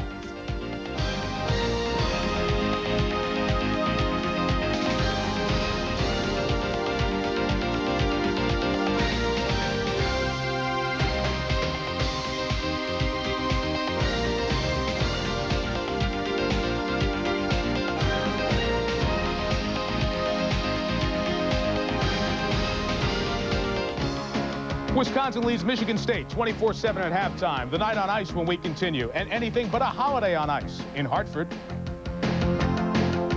Pool the Master's Way and learn from the best. 2 of America's favorite instructional videos are now available only through this special TV offer. Get tips from Steve Miserak, Pretty Boy Floyd, Iwo Mataya, and other pool greats. Now, for a limited time, you can order both videos for the price of one. Learn the secrets of breaks, banks, defense, position, angles, and trick shots like the Massey and the jump. Take it from me, The Miz. When you purchase Pool the Master's Way and learn from the best, you'll learn everything you need to know how to shoot pool like a pro. With these 2 tapes, you can do almost anything except beat me. World champion Steve Miserak takes you through the best ways to improve your game. Call the number on your screen and we'll send you this wonderful 2-video cassette collection for just $19.95 plus postage and handling. 2 for the price of 1? How can you go wrong? These videos have never been offered together and are only being offered for a limited time. Call now. Have your credit card ready. An operator is waiting for your call. Sorry, no CODs. Call now. The things you come in contact with on the job can lead to cancer. It is easier to prevent rather than cure. Breast cancer detection has greatly advanced. Treatment less radical. Research is making prostate cancer treatment less invasive, less disabling. We're identifying risks and causes and working on cures, but cancer is preventable. The Cancer Center at Michigan State University, East Lansing. Wisconsin leads 24-7 in our game. Here are the Division I AA quarterfinals. These 2 winners will meet in the semifinals tomorrow, or actually I should say next Saturday. The other semis include Idaho will take on Youngstown State. Mark Brungard, 2 touchdowns in Youngstown's home win. Division II, Indiana, Pennsylvania, 13-0. So is North Alabama. They'll play for the title next week. And in Division III, Jim Ballard, a Division III playoff record, 8 touchdown passes. Mount Union moves on. You'll see the title games 2 and 3 on ESPN next Saturday. 2 months into the NHL season, great regular season matchup. League's top 2 teams. Rangers in Toronto. Hockey night in Canada, starting with the Canadian national anthem.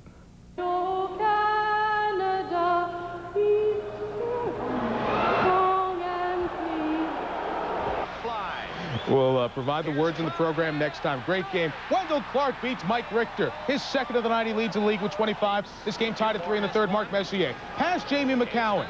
Watch Messier move in and feed Mike Gertner right out in front. Tips it past Felix Potvin, who was great in net, turning away 39 shots. But the Rangers win 4-3. Each team has 19 wins. In Boston, Montreal jumped all over the Bruins. Vincent Damphousse, 4 points. The Bees' first home loss in 9. Pittsburgh and Hartford, wild game. Ex-Penguin Randy Cunnyworth going after Marcus Naslund of all people, and Cunnyworth wasn't done. He had a word or 2 with his old Penguin teammates on the bench. Wild night in Hartford. 6-6. Late third. Jaromir Jagr penalized for having an illegal stick. He's not happy. But in overtime, after the Penguins kill the penalty, watch Jagr. Illegal or illegal stick.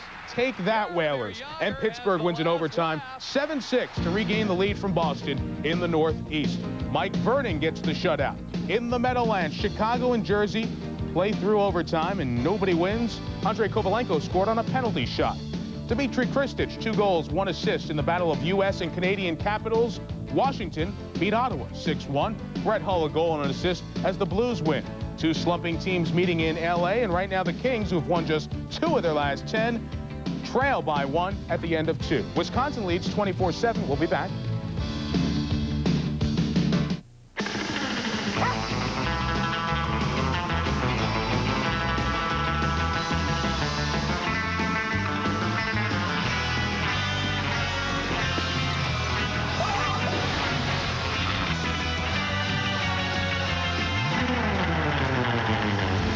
The new four-wheel drive 175 horsepower Isuzu Rodeo. It's the vehicle some of you have been waiting for a long time. The Isuzu Rodeo, practically amazing. This holiday season, more people will trust Napa to keep their vehicles running and to help them save, too. Get this Napa toy truck with real truck sounds, just $16.99. 1994 Chilton repair manuals are a low $13.99 each. And get a 61-piece Evercraft tool set for only $29.99. So drive by or fly by your nearest Napa Auto Parts store today. We keep America running. We keep America running. Remember how much fun it used to be to play in the snow? Well, it still is. To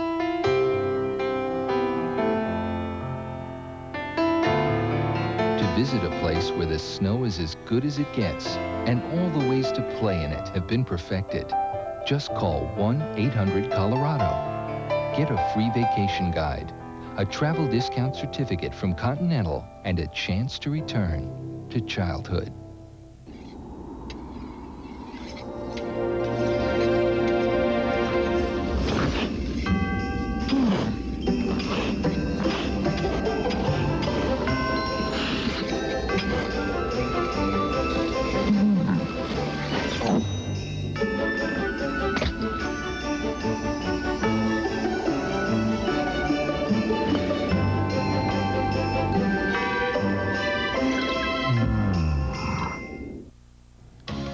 It's halftime in Tokyo, the Tokyo Rose Bowl. Big Ten side, Wisconsin leading Michigan State 24-7. Heavyweight boxing in Reno, Nevada tonight. Michael Moore, 33-0, the #1 contender. Maybe in line for Holyfield next year. That's journeyman Mike Evans in the white trunks. Familiar scene throughout the night. Evans against the ropes. Fans booing the lack of exciting action. Moore winning the unanimous decision. Is he next for Holyfield? Well, if Evander fights again, that's the way it lines up as far as the rankings go. But we all know those things can change in boxing. Golf in Florida, the mixed team classic. Mike Springer, Melissa McNamara, 8 under 63. They're tied for the lead with 18 to play. Nick Price admits he's never dominated like this before, shooting a second straight 6 under 66, leading by 10 in the $1 Million Classic in Sun City, South Africa. And Germany is one win from its third Davis Cup. As they get the doubles win, Michael Stiek can close it out in the first singles match today. That does it for our SportsCenter halftime report. Terrell Fletcher and the Badgers doing the job in Tokyo, leading Michigan State 24-7. Brad and Gary back for the second half, and SportsCenter after the game.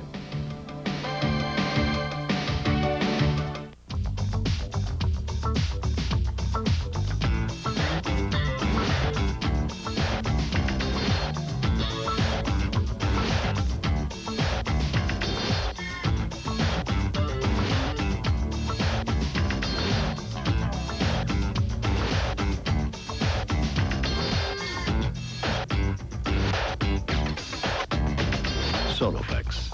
Call now for your free Sotoflex brochure. What began on a beach in Daytona more than 50 years ago has become America's most popular spectator sport. NASCAR Winston Cup Racing. Now see how it all got started in this thrilling home video. From Thunder Road to Victory Lane, the NASCAR story is the first of a 4-volume set and a must for every fan.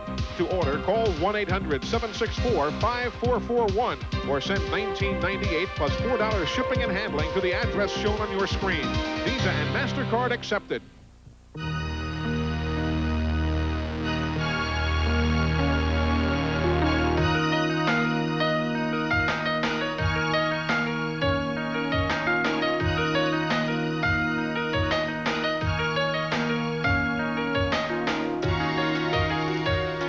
University of Wisconsin, Madison, where learning takes many forms and has many faces.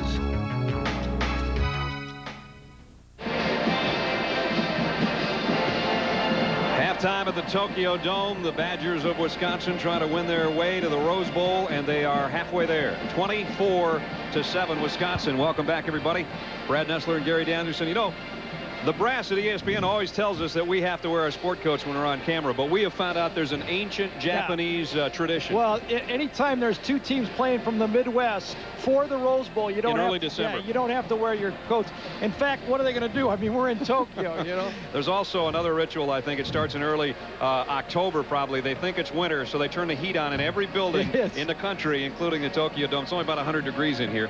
I tell you what, you talk about having the thermometer turned up. Wisconsin's turned it up on Michigan State, Gary, and they came in with all the pressure in the world, and they have really handled it well. Well, and I think pressure is the key, and you wonder how they're going to react to it. Everybody thought playing for the Rose Bowl, would the pressure be too much? Would they be tight? But really, Wisconsin has been playing pressure-packed games. Michigan, Ohio State, Illinois, a game they had to win. So I think they're used to it, and they really gained their confidence from Barry Alvarez, who is as cool as they come. He just oozes confidence, and I think their team picks up on it. You know, before we take a look at the stats, Michigan State, on the other hand, they had no pressure coming in. It's a no-lose situation for them. They're going to the Liberty Bowl. They know that, and I don't want to say that they're not playing with any kind of enthusiasm like Wisconsin, but there's a little bit of that lack of urgency, I think.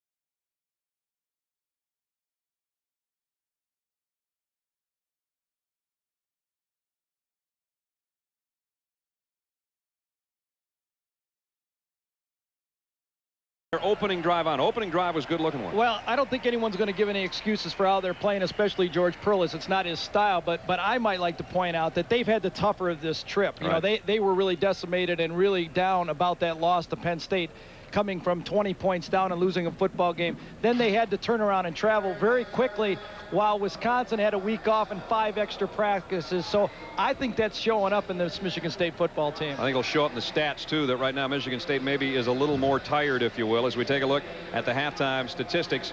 117 yards passing for Wisconsin, and Darrell Bevell from the opening drive on was as efficient as he has been all year long. But look at the rushing yards. This is at halftime for Wisconsin for a 274 total. And when you take those rushing yards and you kind of dice them between the guy that'll run over you and the guy that'll run around you, that's how come they've got so much on the ground. Well, Wisconsin's offense has been a machine all year, and when they're clicking with that offensive line they have behind these two guys, Moss and Fletcher, you see that in the first half. 99 yards already in the first half, and Fletcher had the 2 great runs. That long run was a beauty. And they are really pushing and doing just about anything they want. Really didn't talk too much about Darrell Bevell, but like usual, he has been as accurate as he's been all season, and he's very valuable to this football team.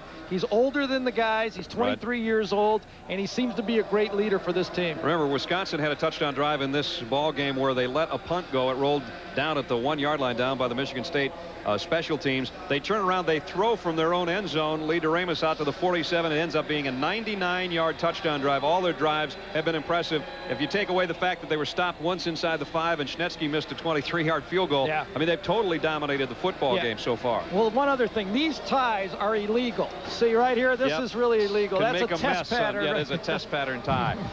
The bowl outlook right now, we talk about the Rose Bowl, and obviously Wisconsin goes if they win this game. If they don't, if Michigan State pulls off a second half comeback, it would be the Buckeyes of John Cooper. And you know that all of Ohio and the entire Buckeye team is watching closely this football game. UCLA will be the opponent. Penn State headed to the Florida Citrus Bowl from the Big Ten. Big Ten's got a lot of teams in bowl games. They do, and everyone said they've had a great year, but now they got to prove it in the bowl games.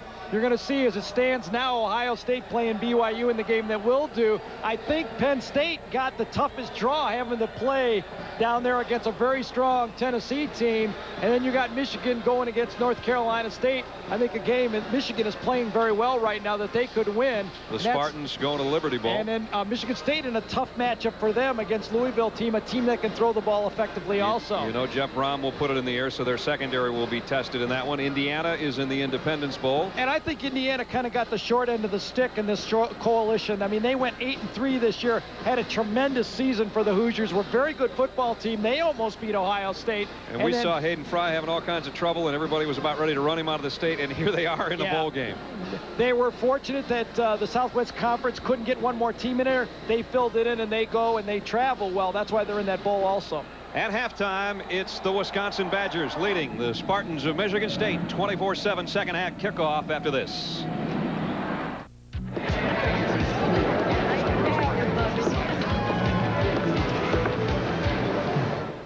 Hit it.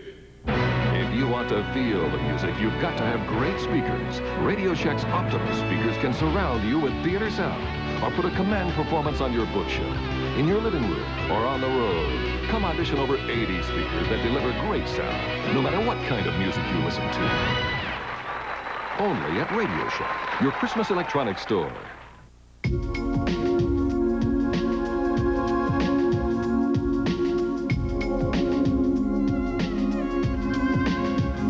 Introducing the all-new 1994 two-door Camry Coupe.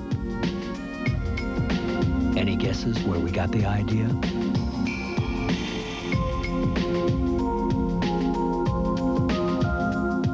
The new Toyota Camry Coupe, developed and built in America.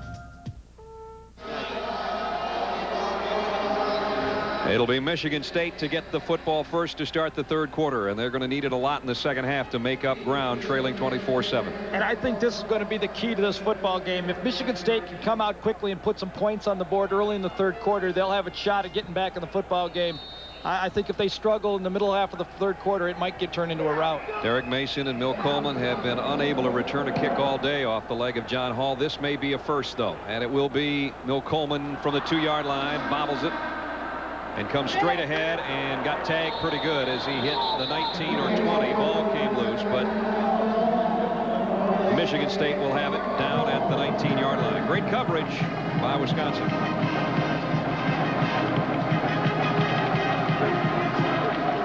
I guess now we'll just have to see what style Michigan State is going to play in the second half. Will they put the ball in their quarterback's hand and try to let him throw the ball around, or will they stick with their normal offense?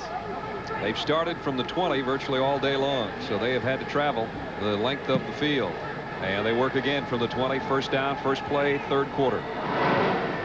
Play action. Miller on the roll, throws short. Bryce Abrams, rather, the fullback. And now a little scuffle with Yusef Burgess, who knocked him out of bounds. 5 or 6 yards Abrams got on it, and he's jawing with Lamarck Shackelford a little bit. Now, Lamarck Shackelford is a good jar. He really is. He really can talk to anyone and really kind of win that matchup. I would not want to argue with Lamarck Shackelford. He does it almost for a living. You know, I mean, he talks the whole game. There's Lamarck, the nose guard. He was all Big Ten last year at the nose tackle spot. First time since Tim Crumry back in the early 80s that Wisconsin has had a all Big Ten performer at that position, and we've seen him a couple games this year just dominate the line of scrimmage. Second down at 5. Spartans with a lone wide receiver. That's Coleman to the top of your screen. Craig Thomas maybe got 2. That's about it. Brian Jurowitz, the linebacker, in on the hit. I think that the offense for Michigan State is going to have to take into account that their big offensive line, their plus 300-pound guys up there, are not going to be able to sustain this blocking one-on-one all game. They have to take into account that there's a little bit of jet lag here, and it's easier to throw the ball than pound all game. You would think they'd have to put it up here. Third down and a full 3. They'll draw it, and Goulburn's got a first down. So maybe Wisconsin thinking a little bit what I was, and Goulburn takes it 8 yards to the 35, first down Spartans. Well, in reality, Wisconsin jumped into an 8-man front that time. There was no surprise. They brought Reggie Holt up to the line of scrimmage. It was just well blocked. Kind of, again, that delayed I formation isolation play that Michigan State likes to run and have been so successful running over the years here with George Perlis, and then they pick up an important first down for him. Jim Miller, the senior out of Waterford, Michigan, brings him up his second to last game in a Spartan green and white uniform. First down, Michigan State from its own 35. Nice play fake. Miller fires on the run, completes it across midfield, and this time it's Napoleon Outlaw. And he's into Wisconsin territory at about the 48-yard line. You have to believe that George Perlis told his guys at halftime, listen, we had a 20-point lead on Penn State, and they came back at us in the second half. There's no reason that if we don't run our offense and don't make mistakes, that we can't put some points on the board, and then it's up to our defense to start tackling some people and hold them. Just a couple of minutes into the third quarter from the Tokyo Dome with Wisconsin in control, but Michigan State with a good-looking drive going at the Badgers' 48-yard line. Goulburn cut back and got out to the corner inside the 40. And Goulburn running hard. And Dwayne's got another Michigan State first down.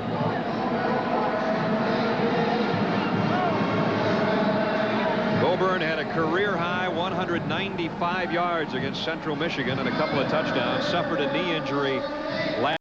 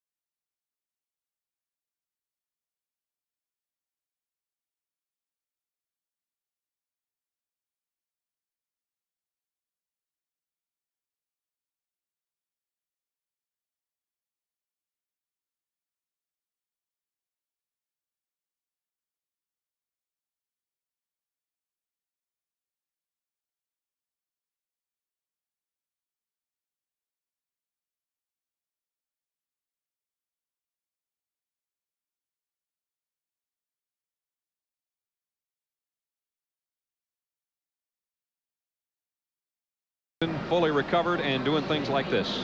The zone play for Michigan State. Goulburn is trying to hit that ball to the right side of the formation, cuts it back, and his speed enables him to get outside the outside linebacker for Wisconsin and turn a nothing play into a big gainer.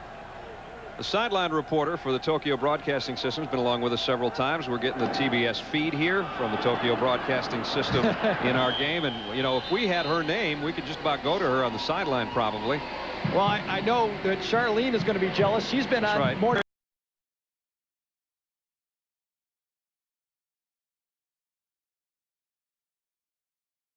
Inside the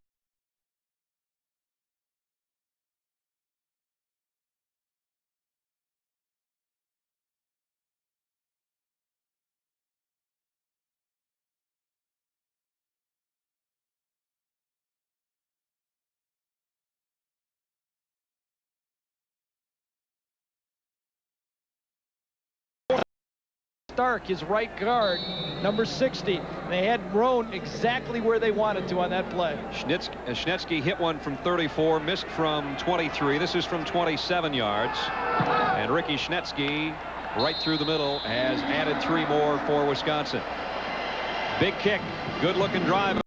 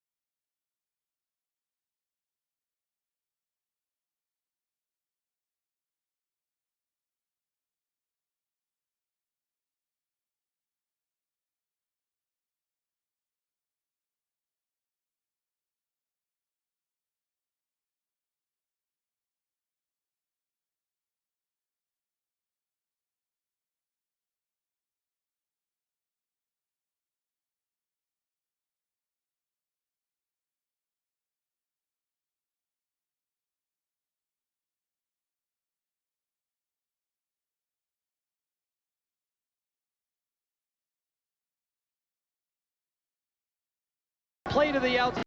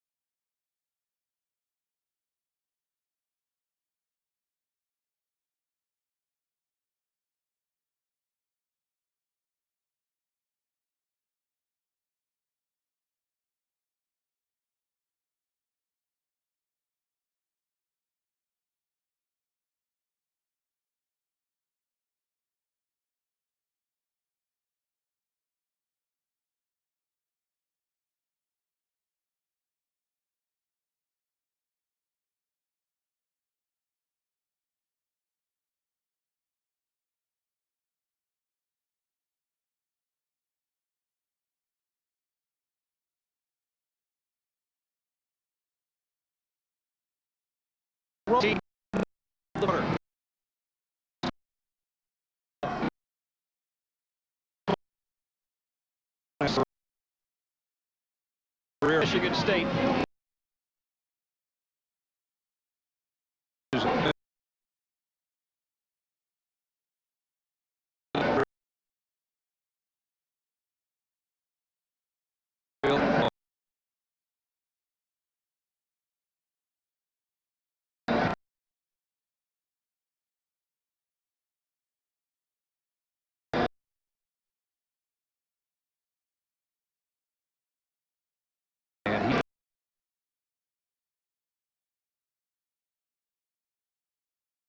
Lined up.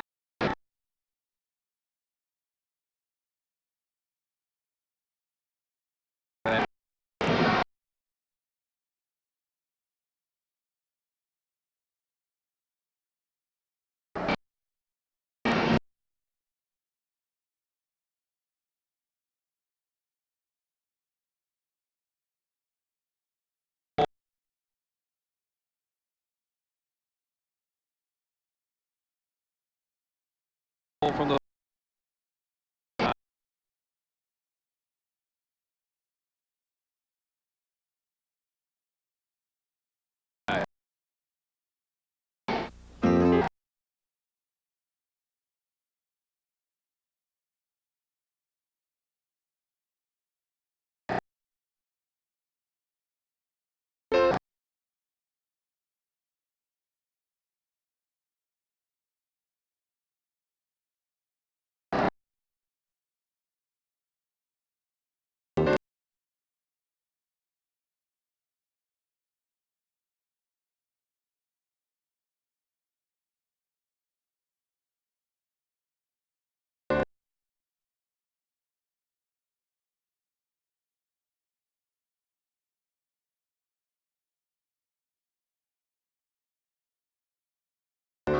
You probably have a good idea of what to do with old tires. But when you need new ones, no matter what you drive, it's a good idea to go to Pep Boys. They'll help you choose from a huge selection: Michelin, Uniroyal, BF Goodrich, and Cornell, and have you on your way in under an hour with a low price guarantee. So for tires that'll give you a lot And that's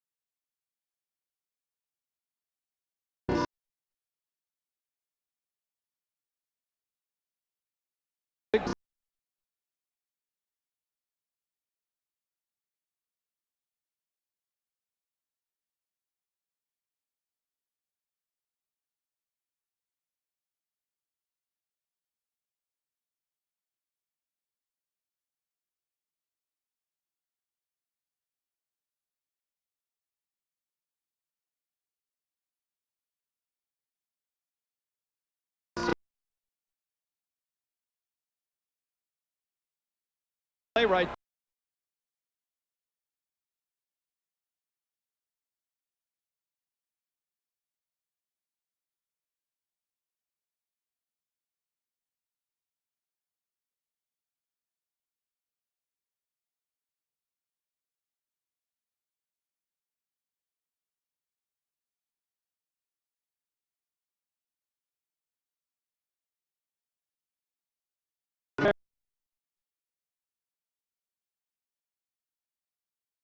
Sure.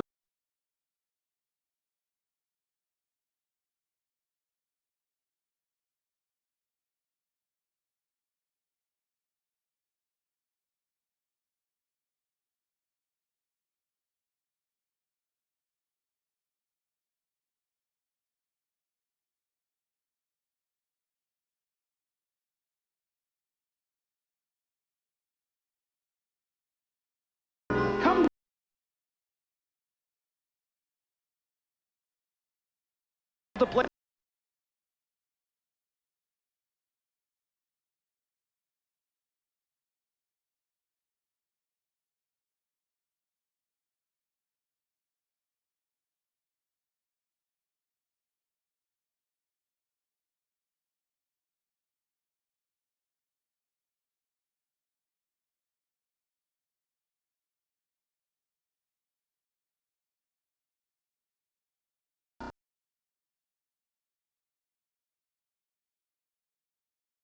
they wanted to.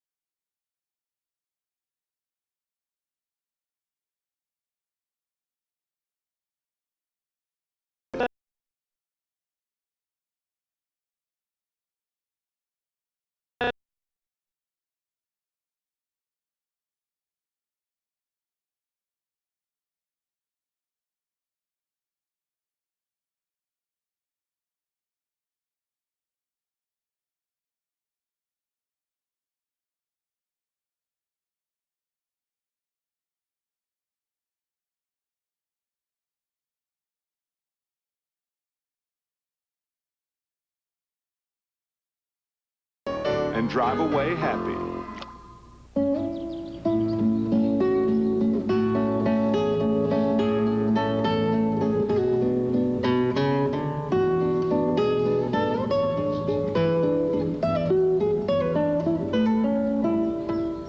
Nokia. It remembers because it's human to forget. Maria? Nokia. Connecting people.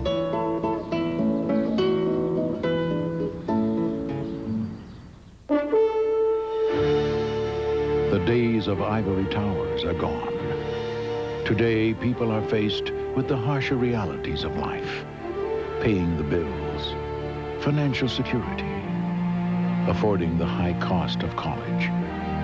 At Transamerica, we not only understand the problems of today's unsettling world, we make it a point to offer solutions.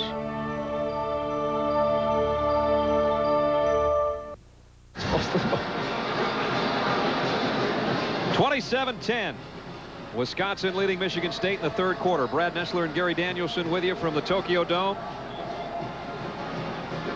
And seeing our friends who were sharing cameras and everything else with today, the Tokyo Broadcasting System, they got the big booth. Oh, we're up in this little box. Yeah, we got the little hot one. They got the cool one down there. Yeah, they got the luxury model there, the double wide. And with that in mind, let's let them handle the kickoff here as John Hall will kick off for Wisconsin.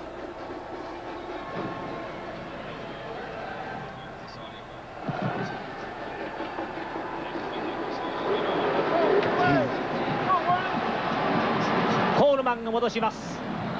ミシガンステーツ。しかしこれはあまりいいリターンではありませんでした。10ヤード少々出たところでボールが止まっています。現在27対10とウィスコンシン。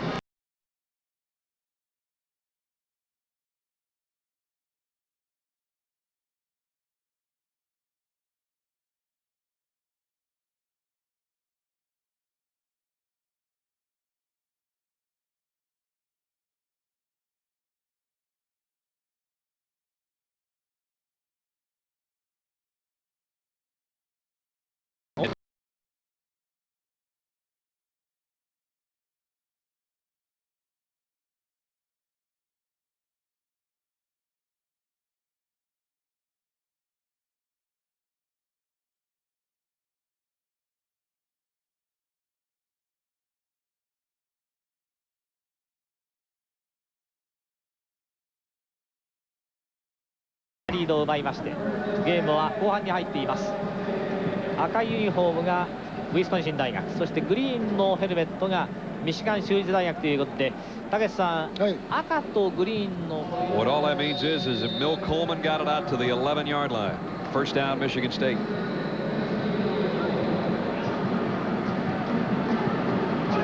And the Spartans now trailing by 17. And pretty soon they're just going to have to start going to the air, Gary, you would think, on a regular basis. Swing it out here. Abrams, the fullback. But what he got was about a half yard and a headache. I'll tell you, he lost that ball too, but he's going to get a fortunate call because the official to the side got blocked on the play and didn't see it. It's a little bit of a slip screen. When we talked to the cheerleaders before the game, they said we're hungry. send yen. We're hungry. Yeah, you need a lot of yen. I was thinking about calling my mom to have her send some. We have blown some yen while we were over here. 2nd down and 9. Miller fires to Coleman. Out to the 29-yard line. He got 17. Got to do more of that. I think they should. I mean, you know, this is not being critical of Michigan State, but they've got a guy here that I think the weakest part of Wisconsin's defense is their secondary. If they're suspect, and what they're going to have to prove if they are fortunate enough to play against UCLA is, can they stop the pass? Coleman trots out to the right side with a 1st down just inside the 30. Spartans trailing with 4:18 left, 3rd quarter. Thomas out of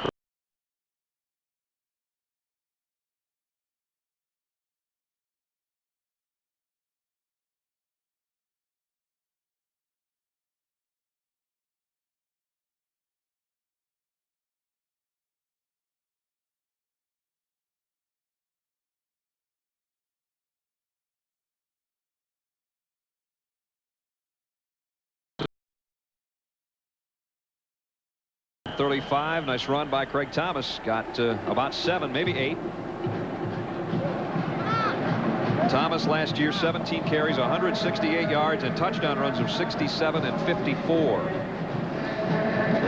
This time he just follows Birchmeyer and Cronin, the right, the center, and the left guard, is able to push him back. That's the type of push when you can run the ball in space before you get to the defensive line, that you're controlling the line of scrimmage, what Wisconsin's been doing all game, frankly. 2nd down, a long 3. Now it's Goulburn as they go to the change of pace, and Goulburn will take it into Wisconsin territory. Out at about the 49-yard line. And again, as we said, they don't have a Lorenzo White, a Tico Duckett, and all the guys they've had, the long list of 1,000-yard rushers. But what they do have, like Wisconsin, is Craig Thomas first and then a little change of pace with this guy. I really like Dwayne Goulburn. We had him against Iowa earlier, and he really ran the ball, accelerated the line of scrimmage, and he has the ability to make a bad play into a good play by getting outside. Came in with 820 yards on the year, and he's had a pretty good game so far. And 1st down, Michigan State at the 49 of the Badgers. Play action for Miller. Wide open again is Scott Green. Wisconsin has not covered that all day long. Reggie Holt holding on for dear life as Green has it at the 43-yard line. Defensive coordinator for Wisconsin, Dan McCarney, really told me that they are a bend and don't break defense. Until Michigan State proves that they get into the scoring zone, he's going to lay back and see if they will throw the ball. As Gary mentioned, maybe not the great 4-4 type speed burners in that secondary for Wisconsin, but they do have 20 interceptions on the year. That's 3rd best in the country. And tonight they've had 1, so let's put them at 21 for the season. 2nd down, 4. We're under 3 minutes, 3rd quarter. Goulburn again with a cutback and a great move outside. Goulburn, Holt may have gotten a face mask.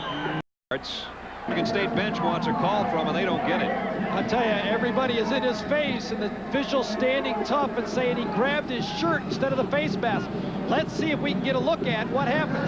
Again, Goulburn starts one way, comes back the other. And let's see who's right on the call, the official or the whole Michigan State bench. You see Reggie Holt runs by, and he did get the shoulder pad. Yep. It looked like the face mask, so the official was right on the call. Good call.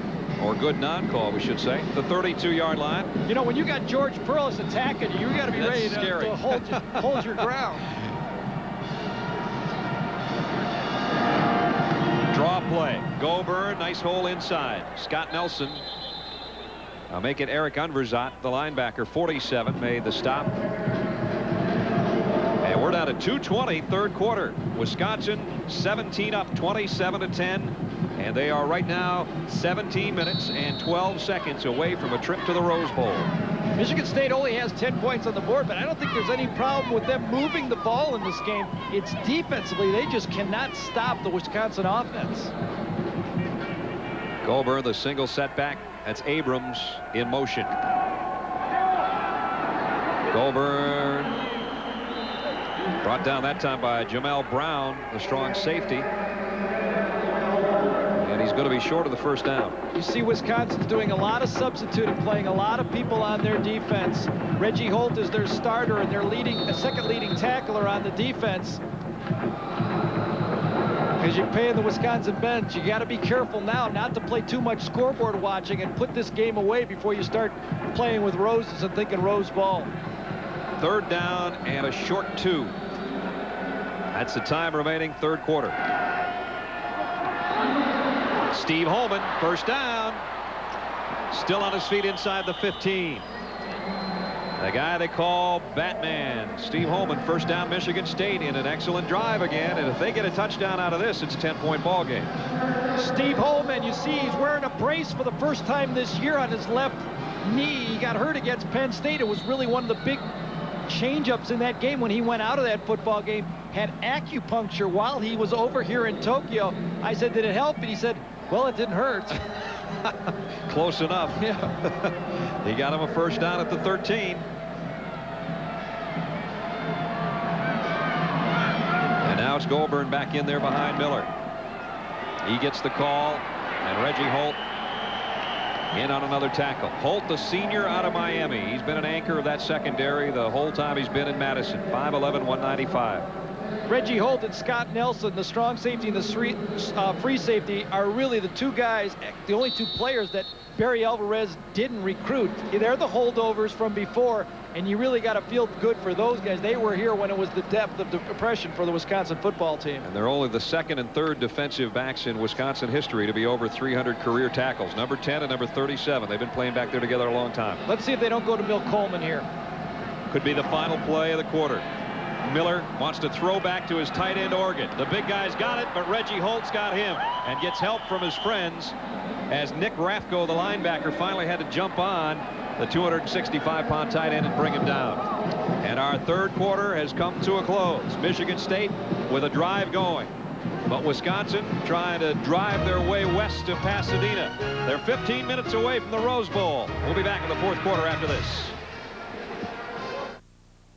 They don't play kick the can like you used to. They don't dress the same way. So why are you taking their pictures with the same old film? Try Fujicolor Super G. Because pictures should be nostalgic. Film shouldn't. The continent of Europe hosted over 100 million vacationers last year. Not one of them, however, was a Lexus engineer. Why? Let's just say they were busy.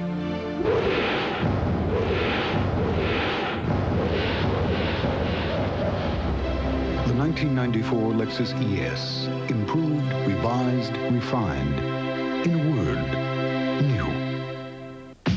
It's Wayne. I promised myself I wouldn't cry. It's Garth. I feel weird. It's the love affair of the year. Take me, Garth. Where? I'm low on gas and you need a jacket. The fight of the decade. And the rock concert of the century. You're serious about putting on a rock concert? Are you kidding? I'd give my right eye. Wayne's World 2, rated PG-13, starts Friday, December 10th at theaters everywhere.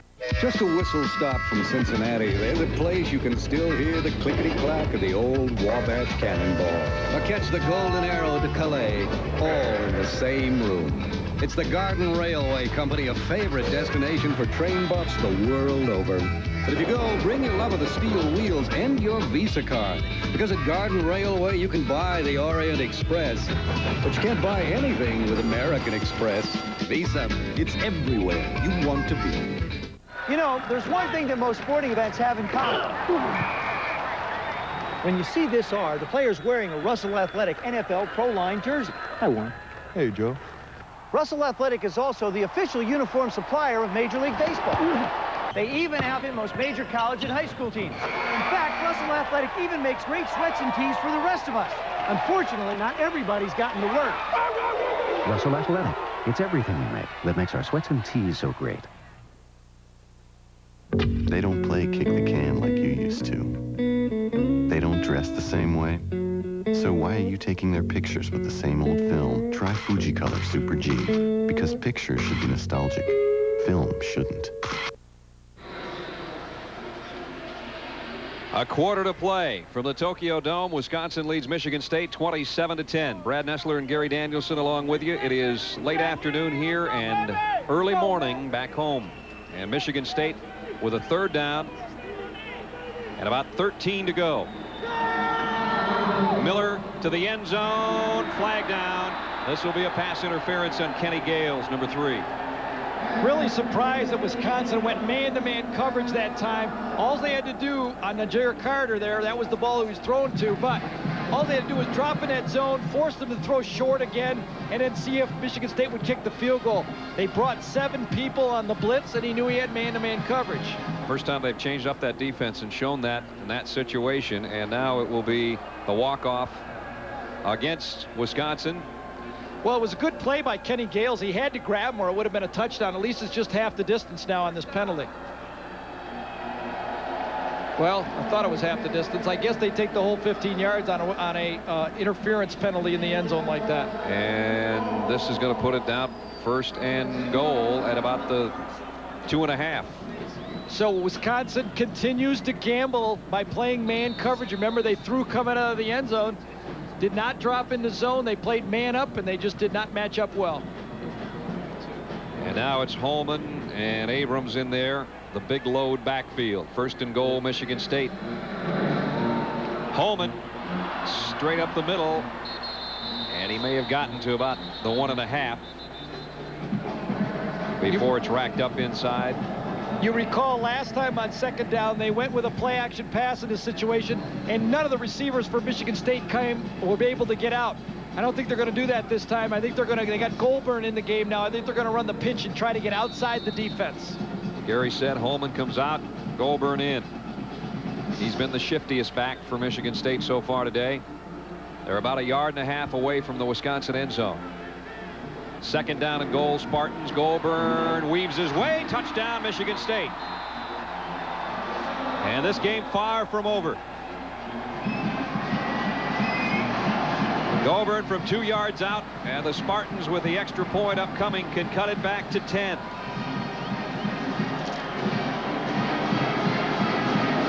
And still 14-15 left in the football game. Great drive by Goldburn that time. The offensive line for Michigan State did a job. They were able to move the ball down the field, and now, as you said, with the extra point here, they're back in the football game. Big extra point. Stoyanovich missed one last week against Penn State that may have changed the outcome of that game. He's got to keep his mind on it and drill it through, and does. Stoyanovich tacks on the point after the 17th point of the ball game for the Michigan State Spartans. They're still in it. 14-15 to go. Wisconsin by 10. Imagine your favorite NFL team drafting the fiercest competitor ever. Warner Brothers Tasmanian Devil. He's about to score for your team with these exciting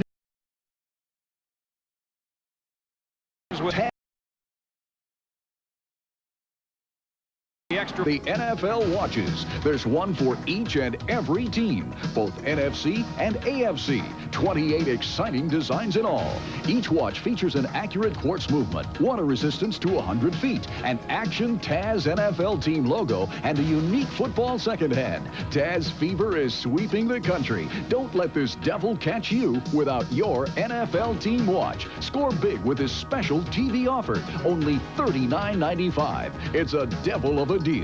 So pick your favorite NFL team and order now. Call toll-free 1-800-544-1000 or send $39.95 plus $3.95 shipping and handling to Taz NFL Watches, P.O. Box 213, Plainville, Connecticut 06062.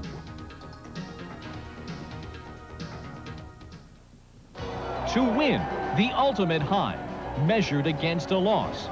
But winning is such a great emotional high. Because losing is kind of like, this is not the proper thing. It's kind of like failing. And it's just a bad feeling. I take it personally when we lose. I feel that it's my responsibility for us to get into the end zone. Athletes live this eternal quest.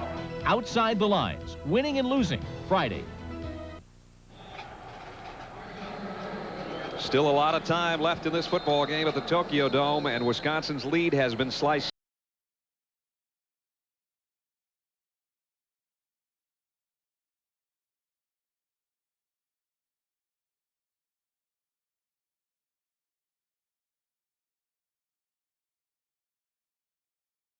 And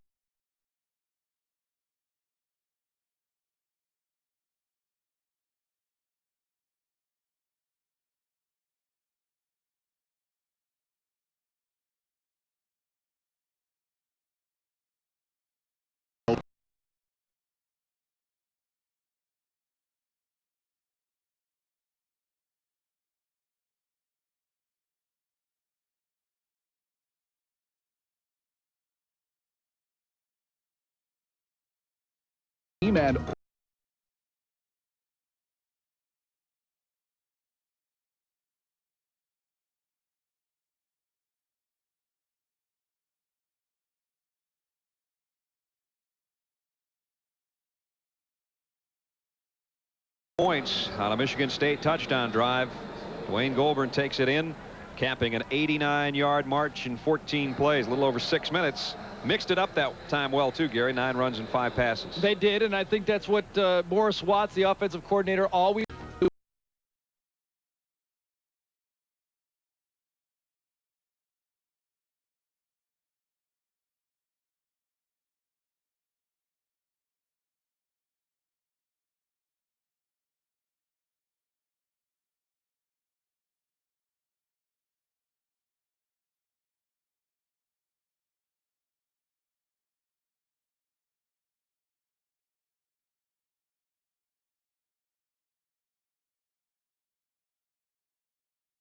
With this offense, and I think as long as they keep the ball in the air enough, they can move the ball in the Wisconsin defense.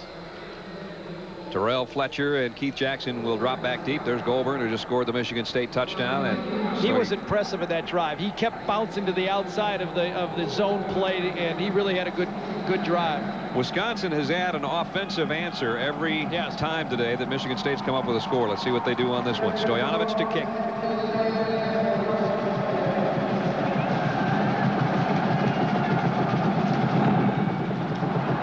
This one a line drive. Worth gets out of the way. Jackson takes it on the hop. And Keith Jackson goes down. Michigan State fired up. Their special teams doing an excellent job on that play.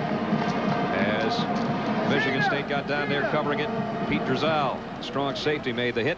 Start your NFL Sunday coming up later today with previews of all the games on NFL Game Day at noon Eastern. And get all the scores and highlights on NFL Primetime at 7 o'clock. And then Jerry Rice in the San Francisco 49ers. What a tear he's on. And if you're a Cincinnati Bengal defensive back, you're probably getting nervous already. That's all tomorrow or later today, whichever you prefer, on ESPN.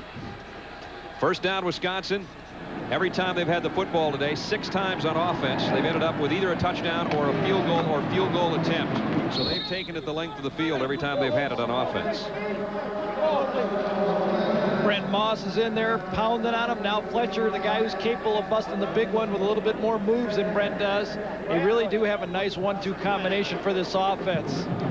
The stretch play, the zone play. You see Corey Raymer running by his block there, the center. Good job by Panos to the outside. A very effective unit on their offensive line. Mike Bertsagen, number 67, right there. Fletcher got about 5. 2nd and 5, Wisconsin. 14 minutes away from a Rose Bowl bid. Bevel with the play fake. Plenty of time to throw. DeRamus got absolutely leveled. Yeah, they threw a flag on the play, but it will not be interference because the ball was tipped. And DeRamus up. That's the good news. The hat is off. You'll see it right here. They're going to run the boot again. The ball was tipped on a forward pass. They are picking up the flag. Was Martin the corner. Demetrius Martin, number 12, who's starting his first game for, actually it was a wide receiver last year for Michigan State, and with the injury to Steve Waslick, they've had to reshuffle that Michigan State secondary. Sophomore out of Pasadena, California, as Gary said, started 5 games at split end last year, and he probably didn't like get treated that way by defensive backs, but he just really hammered Lee DeRamus. And it brings up 3rd down and 5 as well. Boy, this game just has a life of its own, doesn't it? It just keeps going on. This is a much bigger 3rd and 5 than you can even imagine. Wisconsin trying to answer the Michigan State scoring drive, and they do. Dawkins wide open. Into Michigan State territory and out of bounds, and a flag comes in. We may have a late hit on top of a big play.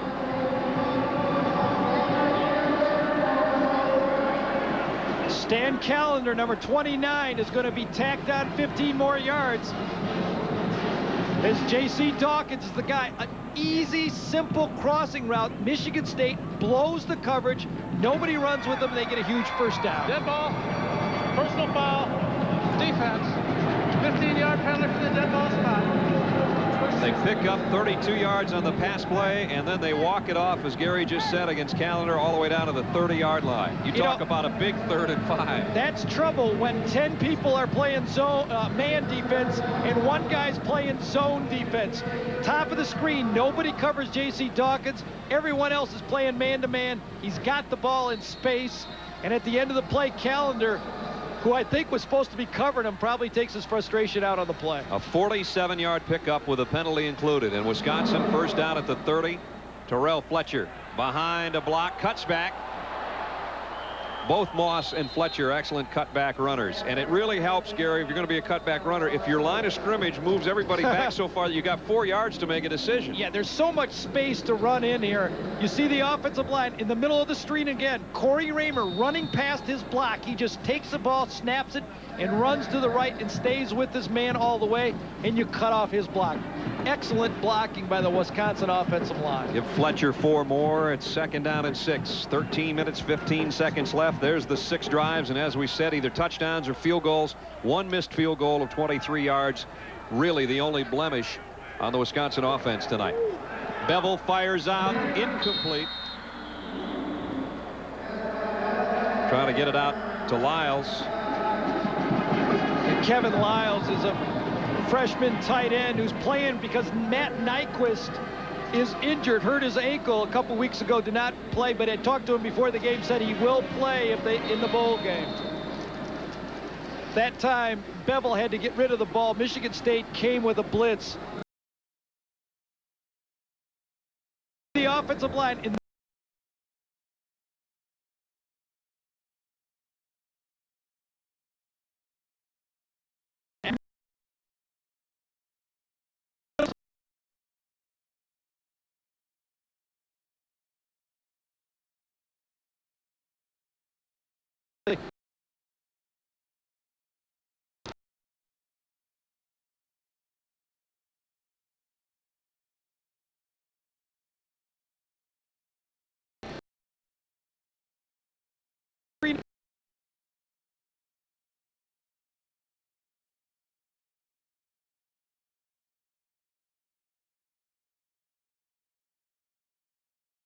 again.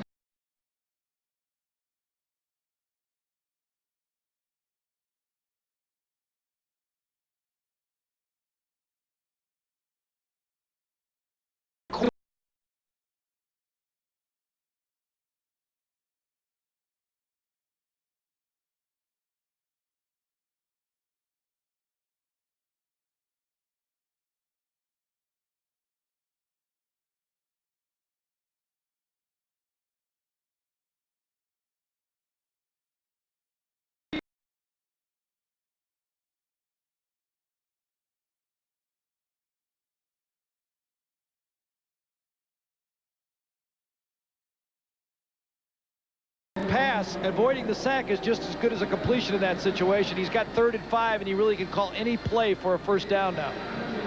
Their last 3rd down at 5 or 6 was much bigger than this one, though, because now they're on Michigan State's end of the field at the 25-yard line. Bevel steps up in the pocket, over the middle. First down, Wisconsin. Michael London. And London's got it down to the 6-yard line. Same play they ran the other way. They just mirrored it. They flipped it and ran the same play. Back goes Bevel coming from the left side. He hits Michael London, the junior, in space again.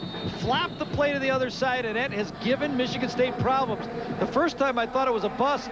Now I'm wondering if there isn't some weakness in the coverage that they had against that crossing route. You saw Bevel's efficiency factor again there, 11 of 16 for over 200 yards. His team has it 1st and goal at the Michigan State 6-yard line. Fletcher, the single setback, gets the call. And a lot of white jerseys out there to meet him this time. He's going to lose at least 2 yards, maybe 3. Aaron Jackson got out there. So did Martin from the corner. Gee, I'm glad you could see it because that's awful far away. Think Rose Bowl, Wisconsin. You know they don't know what they're writing because when you hold them upside down. That's right. You that really means don't. You had a few too many Sapporo beers last night downtown Tokyo. You talk about phonetic talking. When you hold them upside down, you really don't know what you're doing. It's the 9-yard line where it's 2nd down and goal, Wisconsin. Montgomery, the fullback, with Fletcher in the Wisconsin backfield. Doremus, Doremus and Dawkins, the 2 wideouts. And it's Montgomery. Not much. Juan Hammonds holding on. Tried to hit it inside with the trap block and pop Montgomery free on that play. Wisconsin's not going to turn down a field goal, but a field goal puts it at 13 points. And really, look, 2 touchdowns knocks you out of the Rose Bowl. So this is still a play. I know they're going to try to get the ball into the end zone. They will not call a conservative call here.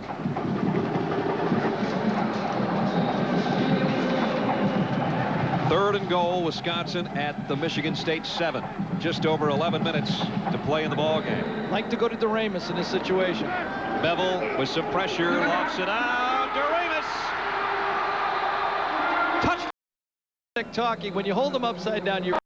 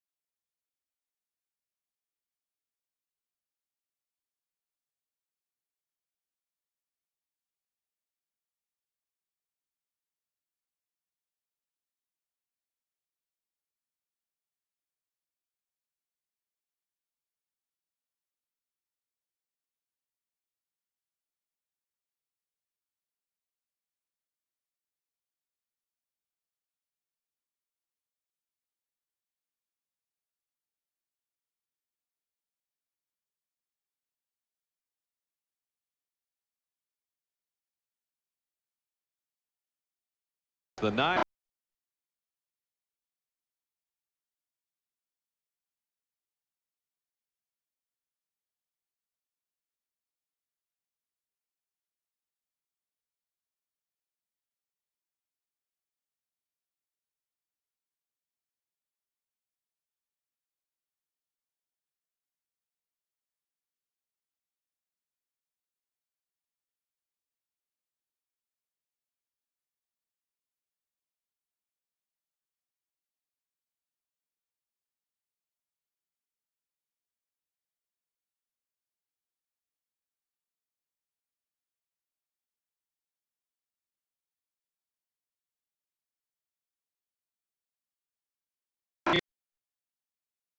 Yard.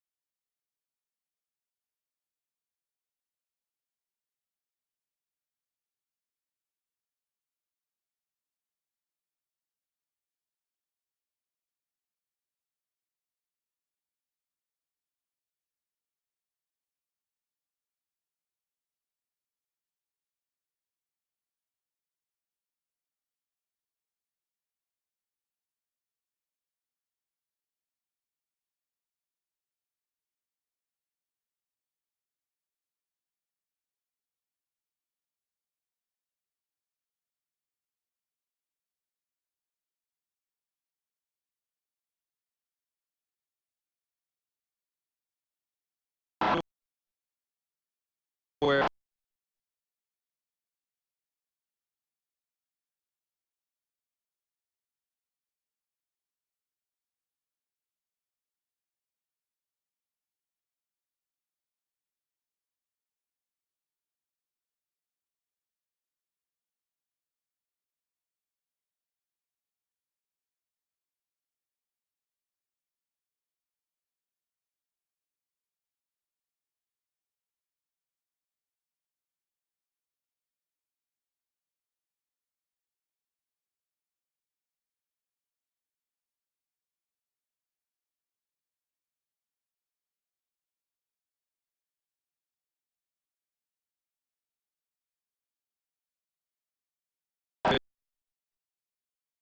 second.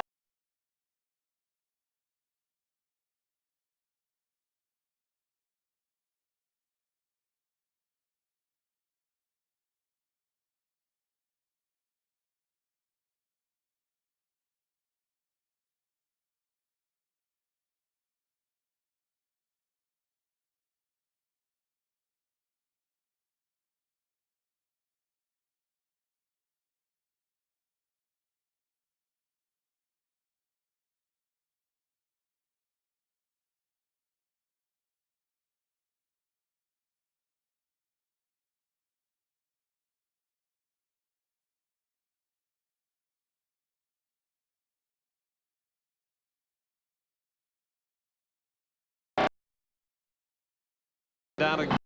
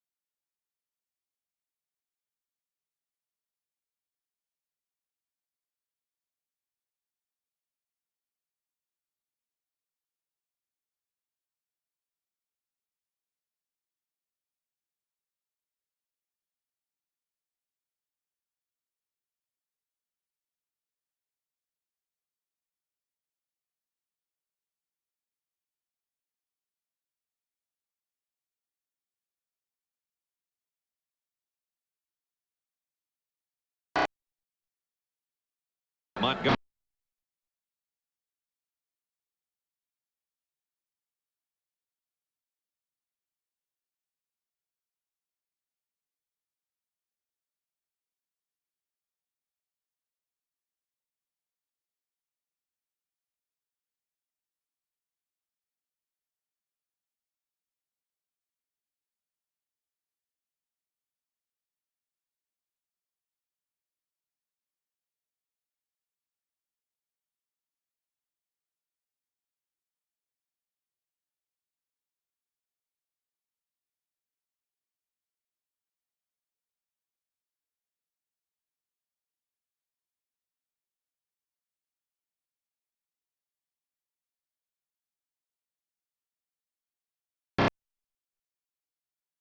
The full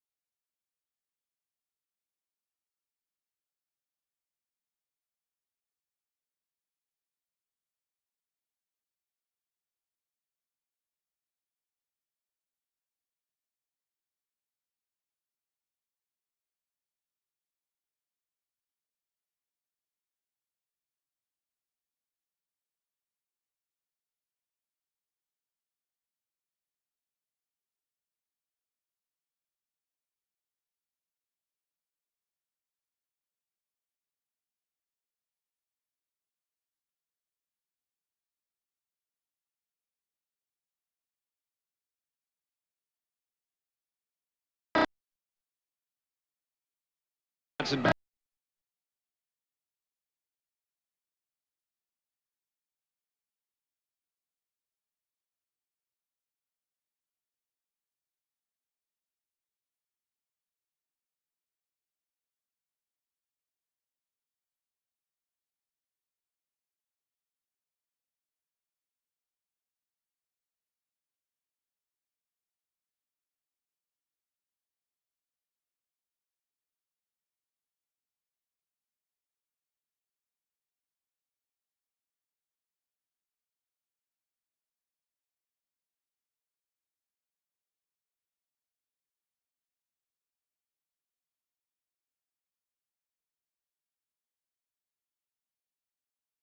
He has been positive since we saw him against the Indiana game early in the year that this was a good football team and that he could compete with anybody in the Big Ten, and he was right. 30 seconds away for Wisconsin. Bevel, the play action, rolls out and throws it to Lee DeRamus. And DeRamus down to the 40-yard line. Brad, Wisconsin will go in the biggest game of the year and not have to punt the whole football game. When you don't turn the ball over and you don't have to punt, it's hard to lose. And there's the embrace Pat Richter, who played in the last Rose Bowl for Wisconsin and caught so many of Ron Vanderkellen's passes, 11 of them in the 63 Rose Bowl, and now he gets to go back as AD, and he deserves some credit for the resurrection of this program, and one of his main duties was to find a football coach. He definitely found one. Barry Alvarez may end up being one of the top candidates for Coach of the Year, along with the likes of Don Nehlen and Terry Bowden. And now Wisconsin and their seniors, Carlos Fowler there, who said, Coach Alvarez promised me the last game of my senior season I'd be playing for something. They played for the Rose Bowl, and they won it, and they're going to Pasadena.